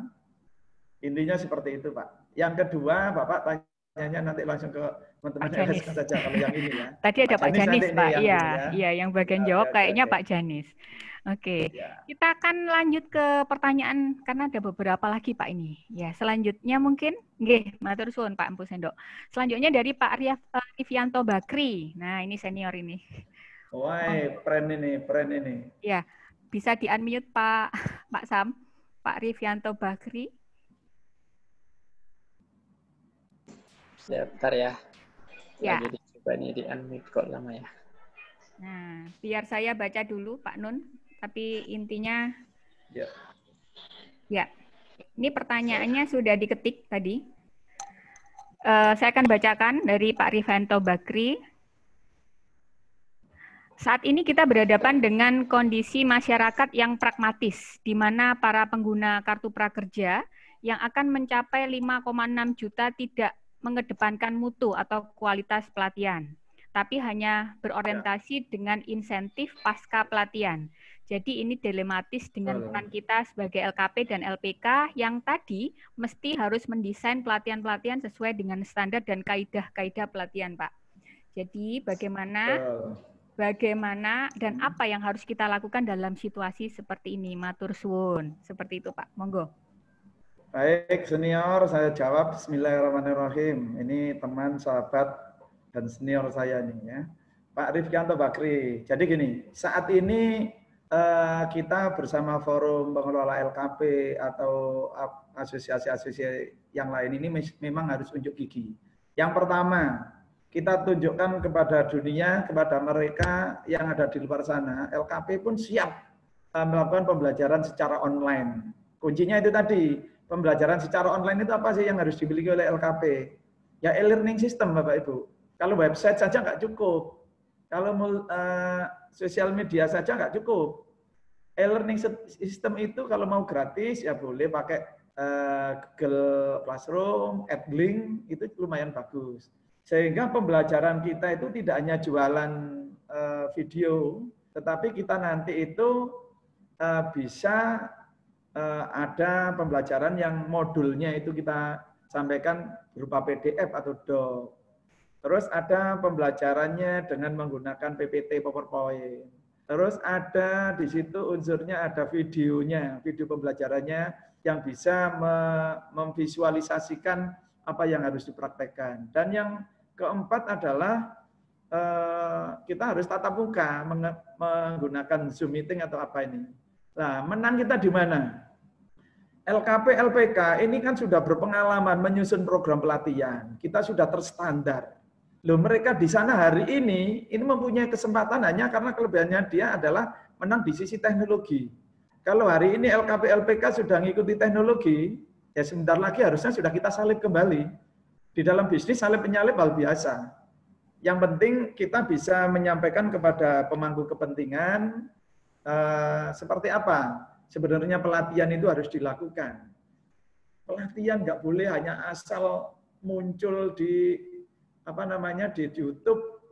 Itu sudah banyak kalau model begitu. Yang namanya kaidah pelatihan harus mengacu pada standar, harus bicara tentang capaian, harus terukur kurikulum silabusnya. Nah, hari ini LKP LPK ini sudah sangat siap, gitu ya. Terus LKP LPK hanya ketinggal di satu sisi, yaitu adalah sisi teknologi. Maka dari itu, kalau hari ini kebutuhan kita yang mendesak LKP LPK adalah e-learning system. Saya yang kemarin, Pak Sabah kemarin ya, itu hanya yang kita butuhkan mendesak sebenarnya hari ini bukan marketplace-nya, tapi e-learning system-nya.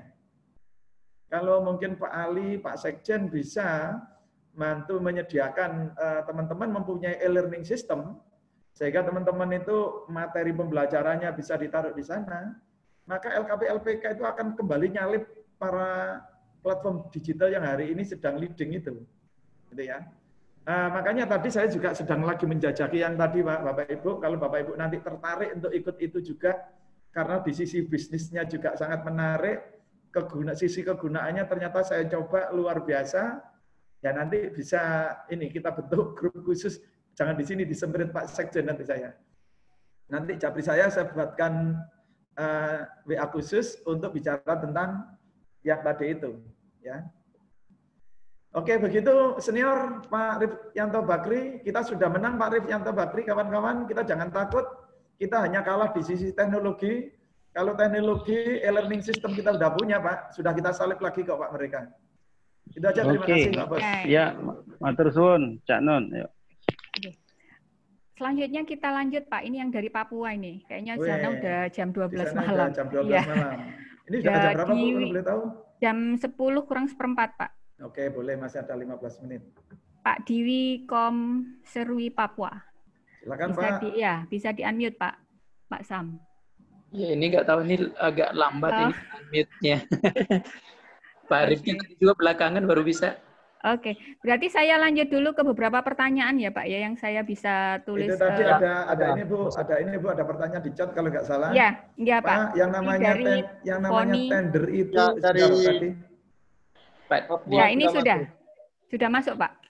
Sebentar Bu, saya tertarik menjawab yang ini tadi loh Bu. Siapa tadi ya? Bu Yang Foni. namanya tender itu harus ada uang dulu Pak. Nah, mana tadi? Oh, Bu Mela itu. Bu Mary. Bu Mary Juwita. Bu Mary Juwita, ya. Yang dari Jambi tadi Pak. Ibu, tadi sudah saya sampaikan. Kalau Ibu itu, tugas kita itu memenangkan tender saja Bu. Kalau mau hari ini kita hanya berpikir tentang uang Bu. Kita jangan lupa, bank ini belum tutup. Kalau Ibu sudah ditunjuk sebagai pemenang, dibawa ke bank Bu, bank BPD daerah. Kalau di saya itu Bank Jatim Bu. Ini berebut Bu, bank itu Bu, mau membiayai proyek kita. Kalau dihitung itu misalnya tadi, pekerjaan saya 2M, 2,3 kebetulan tadi itu ya. Saya cukup pinjam 1M. Mungkin bunga bank kalau dihitung-hitung selama 6 bulan hanya sekitar tidak sampai 10 juta Pak. 1M itu dalam 6 bulan itu. Loh, kita kan masih untung Pak. Kenapa kita bingung? Jadi katanya Pak Joko, siapa ini? Pak Joko Jawa Tengah sama Mas Eko Lampung, udah. Kalau kita sudah terjun di dunia usaha, dunia bisnis, jangan tanggung, jangan takut. Berani aja Pak. Nanti kalau Bapak Ibu bingung bagaimana membawa, ini kuncinya Bapak Ibu menangkan dulu lelangnya, nanti panggil saya dampingi nanti ke bank. Bagaimana mendapatkan modal untuk mengerjakan proyek itu. Terima kasih. Saya kira itu dari jawaban WA tadi. Yang dari Papua sudah masuk Pak. Silakan Pak. Ya, silakan Pak. Monggo. Ya, selamat malam. Suara saya jelas ya? Jelas Pak. Sekali Pak Dwi. Tidak feedback. Ya, selamat malam Pak host, Pak narasumber, Ibu moderator. Salam sejahtera untuk kita semua. Ya, gini Pak Nun. Ya, Pak. Saya cerita dulu ya. Sebelum saya masuk ke pelatihan, kursus dan pelatihan, memang basic saya dari yang Bapak tekuni ini. Ya, dulunya kami kontraktor. Tapi dihantam oleh krisis moneter tahun 90-an akhir dan kita beralih profesi ke, kita tahu Tuhan memberikan jalur lain untuk kita usaha, kok bisa ke pelatihan, kursus pelatihan. Ya Pak. Gini Pak, untuk tender, ini basic kami nih. Nah, mantap Pak, mantap Pak. Harus ada, ya persyaratan mutlak, harus ada sertifikasi khusus untuk bidang jasa yang kita tawarkan. Biasanya melalui LPJK kalau di konstruksi. Ya. Kemudian ada asosiasi yang berwenang untuk itu.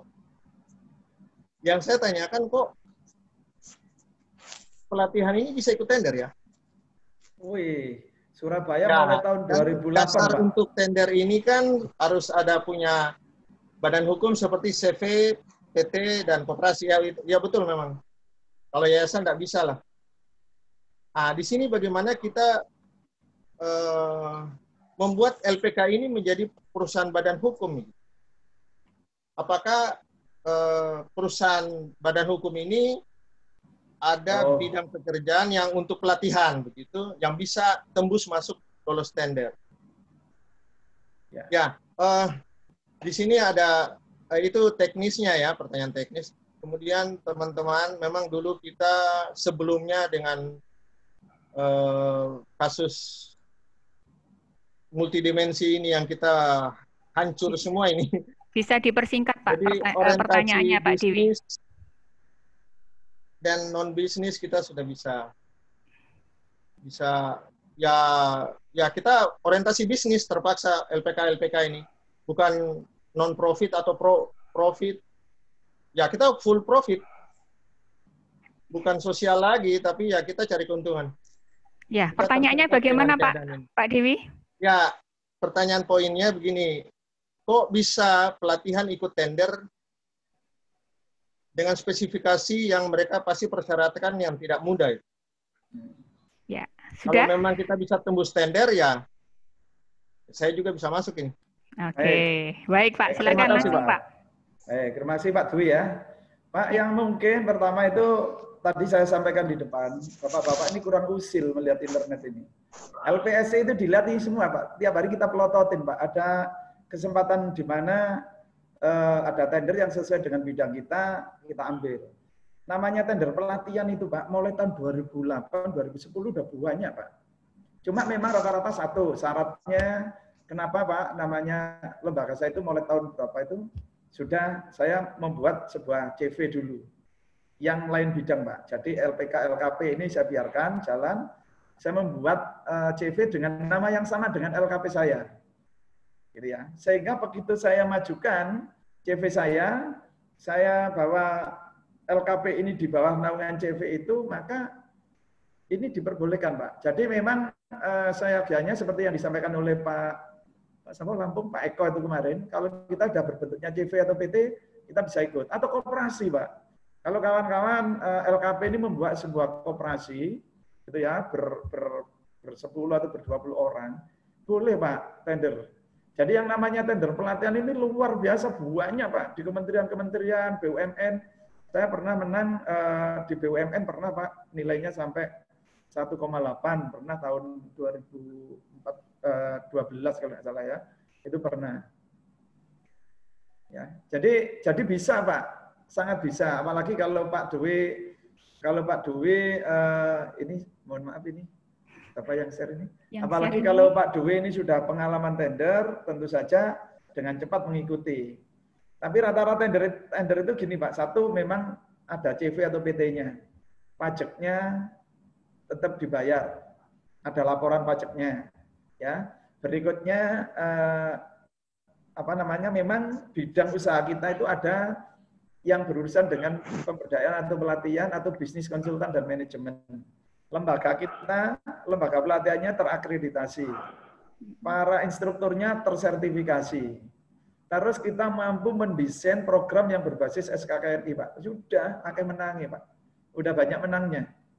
Kita hanya mengatur di harganya itu aja Pak, nggak sulit Pak persyaratannya. Oke Pak, begitu Pak Dwi. Ya, Pak Dwi. Coba Pak, nanti LPSE-nya sekarang Pak rajin buka LSP Pak nanti. Malam ini kalau perlu sampai pagi nggak tidur buka LPSE seluruh Indonesia Pak. Mungkin ini gimana sekarang caranya? Ya, ini ada satu pertanyaan terakhir Pak. Sebenarnya ada 3 pertanyaan yang sama, tapi saya rangkum jadi satu pertanyaan tapi disebutkan, Bu, namanya orangnya. Ya, dari Bu Foni Mela, terus Redi OTC Bali, dan Pak Heri Magna gitu ya. Apakah LKP ataupun LPK bisa ikut tender Pak? Terus bentuk usahanya seperti apa? Mungkin bisa diulangi sekali lagi. Sama pertanyaannya seperti Pak Dwi sebenarnya. Ya, sama. Jadi saya Pak, nama LKP saya Injagi Gigantara Solusindo. Saya mempunyai PT, namanya adalah PT Injagi Gigantara Solusindo. Jadi waktu nama saya itu hanya Injagi Gigantara, CV saya namanya Injagi Gigantara saja. Gitu Pak, bisa Pak. Jadi asal kita berbadan usaha bisa ikut tender. Kuncinya berbadan usaha Pak. Kalau tender itu, jadi CV, PT, atau koperasi. Yayasan enggak bisa. Itu aja jawabannya Bu. Singkat, nanti boleh kontak ke telepon saya tadi, WA, kita nanti Jabrian boleh 081 3306 03900 tadi Bapak Ibu. Ya. Oke, Bapak, ini karena waktunya kurang 5 menit, maka waktu akan saya berikan kembali ke Pak Sam selaku host. Ini seperti apa 5 menitnya untuk closing kah atau ada arahan dari DPP? Monggo Pak Sam. Terima kasih Bu Wiwin. Ya, Bapak Ibu, ya memang karena waktu ya, kalau kita buka pertanyaan terus, saya pikir sampai pagi pun pasti banyak ya. Mengingat ini bulan puasa dan khususnya kami yang ada di Wita, sekarang sudah jam 11 ya, Bapak Ibu ya. Mungkin untuk menutup ini, saya kembalikan dulu ke DPP, mungkin ya Pak Sekjen masih ada di room. Baik, makasih Pak Syam. Makasih Pak Jung, Pak Nong, Bu Wiwin, luar biasa ini materinya. Mungkin Pak bisa saya gambar garis bawah apa yang disampaikan oleh Pak Nung tadi. Ada beberapa pertanyaan tadi oleh teman-teman. Mungkin barangkali ada yang masih kurang sempurna. Mungkin di sini bisa saya perjelas sedikit karena apa yang dilakukan Pak Nung inilah sesuatu kegiatan yang sering saya lakukan di Bandung. Ini yang banyak bertanya tadi apakah itu LKP bisa mengikuti tender, tadi sudah diulang-ulang oleh Pak Nung. Memang kalau bicara LKP, yayasan itu kalau untuk ikut tender itu memang tidak bisa, yang bisa hanya 3 badan hukum. Tapi di situ punya kesempatan buat LKP, buat yayasan yang sifatnya tidak di tender. Dia itu sifatnya itu adalah dilangsung itu bahkan bisa lebih besar. Salah satu contoh yang saya sampaikan, ini ketika waktu kemarin Bapak dan Ibu melihat kegiatan di akhir 2019 saya di New Delhi, India. Di sana saya bikin pelatihan tentang penguatan pendidikan karakter dengan Kementerian Agama. Itu memang tidak ditender, tapi yang dipakai adalah yayasan saya. Yayasan yang bergerak di bidang pendidikan, karena dia berhubungan sinergi antara kita punya lembaga pelatihan, kemudian yayasan dipakai. Saya dengan penunjukan itu hampir 1 miliar anggaran itu saya berangkatlah ke New Delhi, India. Nah, artinya apa di sini? Ketika memang itu tidak bisa memang dia yang dibutuhkan adalah bukan PT, tapi yang dibutuhkan adalah lembaga pelatihan atau yayasan sebagai mitra mereka untuk melakukan kegiatan. Itu diperbolehkan Bapak dan Ibu. Tapi kalau untuk mengikuti LPSE itu memang harus berbadan hukum yang tadi. Jadi jangan putus asa Bapak dan Ibu ketika yang memiliki LKP tidak memiliki perusahaannya, bisa mencari pelatihan-pelatihan yang sifatnya di bawah 100 juta, itu bisa ditunjuk langsung oleh instansi-instansi terkait. Ini kalau di Bandung, ya, sampai 200 juta sekarang. Ya, sampai 200 juta dia. Sampai 200 juta itu bisa penunjukan langsung. Kita Bapak dan Ibu bisa membawa company profil lembaganya, cari mitra-mitra yang memang sudah sering melakukan kegiatan pelatihan, ini bisa dilakukan. Saya kadang-kadang ada satu instansi dia memang tidak membutuhkan perusahaan PT karena dia ingin bermitra dengan lembaga pelatihan. Di Jawa Barat ini hampir beberapa dinas kesehatan itu saya melakukan kegiatan pelatihan, tapi dia yang dibutuhkan adalah LKP. Itu ada yang memang dia sifatnya adalah tidak ditender tapi ditunjuk itu. Nah, teman itu ketika ditunjuk itu adalah butuh partner yang memang sudah benar-benar dipercaya oleh mereka. Kira-kira begitulah singkat ceritanya Bapak dan Ibu, supaya ini yang memiliki LKP masih banyak memiliki peluang yang bisa dicari melalui dinas-dinas terkait. Tidak hanya semata-mata kita berharap pada 2 kementerian mitra kita, Kemendikbud dan Kemenaker. Ini banyak dinas lain yang bisa disinergikan di bawah legalitas LKP ataupun yayasan Bapak dan Ibu. Baik, itu tambahan dari saya. Mudah-mudahan materi yang telah disampaikan oleh Pak Nung ini sangat cukup banyak bermanfaat kepada teman-teman. Mungkin kita ini sudah jam 10 ya kalau waktu Indonesia bagian Barat. Sekali lagi kami ucapkan terima kasih atas paparan menterinya. Terima kasih kepada Pak Syam yang menggantikan host kita yang biasa Pak Sahrial dari Aceh. Nah, ini kita masih ketemu nanti 2 materi lagi. Ini Bapak dan Ibu, materi yang 2 lagi ini juga sangat penting nanti dari Pak Waketum, Pak Arpinus Koto. Ini bagaimana kita meningkatkan strategi penguatan manajemen lembaga kita di saat suasana yang seperti ini. Bagaimana nanti termasuk kebijakan-kebijakan dari pemerintah yang akan digulirkan 2020 ini nanti akan bisa bersinergi dengan materi Pak Arpinus. Kami ucapkan sekali lagi terima kasih. Assalamualaikum warahmatullahi wabarakatuh. Waalaikumsalam warahmatullahi wabarakatuh. Terima kasih Pak Sekjen, terima kasih Cak Nun, Ibu Wiwin. Halo Pak Sam, apa kabar? Ya, alhamdulillah baik Cak Nun. Lama ini Kak ketemu terakhir di mana kita ini? Terakhir kemarin di Taman Mini Pak. Oh iya Taman Mini ya, ketemu itu mood teman-temannya nih, itu mic-nya dibuka aja biar beliau bicara. Iya, biar rame biar rame aja sekalian. Saya tadi melihat ada Pak Ari ya. Pak Ari itu dari Kewantu ini tiap hari tendernya juga besar-besar ini dengan Pak Prof Pribadiono itu ya. Tadi saya sempat kelihatan sebentar ini Pak Ari. Kata masih ada apa sudah? Ada Pak, masih ada. Oh masih ada nih Pak. Itulah kelebihan lembaga kita Pak Cak Nung itu. Jadi kita tidak hanya selalu buat kegiatan apa reguler, cari peluang itu. Saya bisa besarnya di situ Cak Nung. Betul.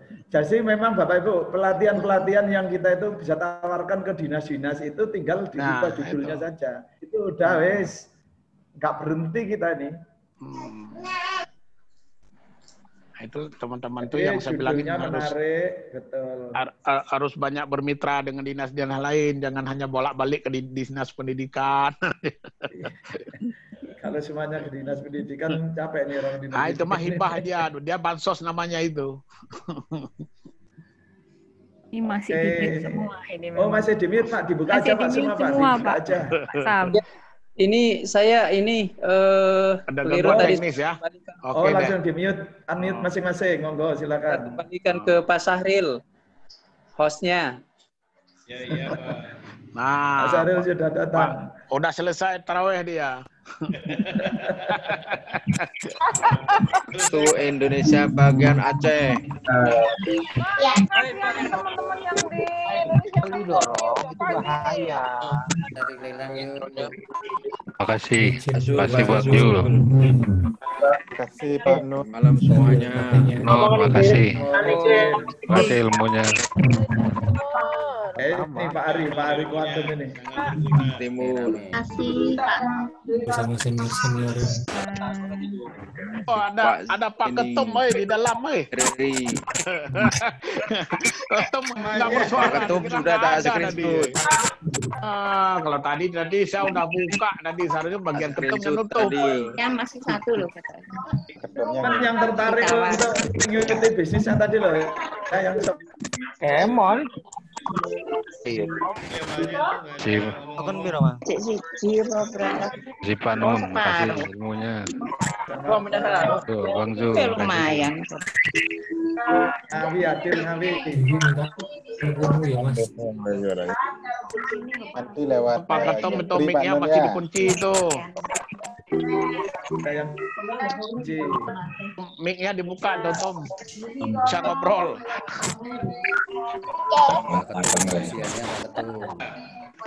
Akan teman-teman dibuka aja mic-nya. Nah, baru gitu. Ketum udah taraweh. Pak Ketum. Kan kita bisa lagi.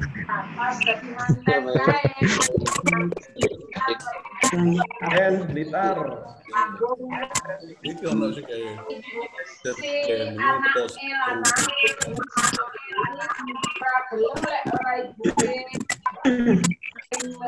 Mbak Rupi. Halo, udah ngantuk belum Mbak Rupi? Ngantuk belum? Mbak Rupi semangat terus. Dari 206.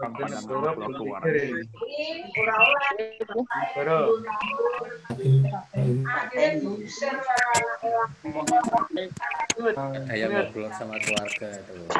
Di LPK di Tom terus.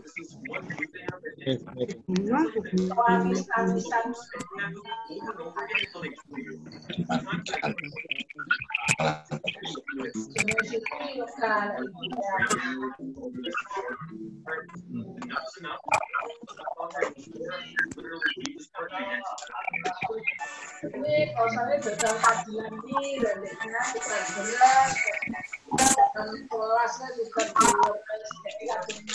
di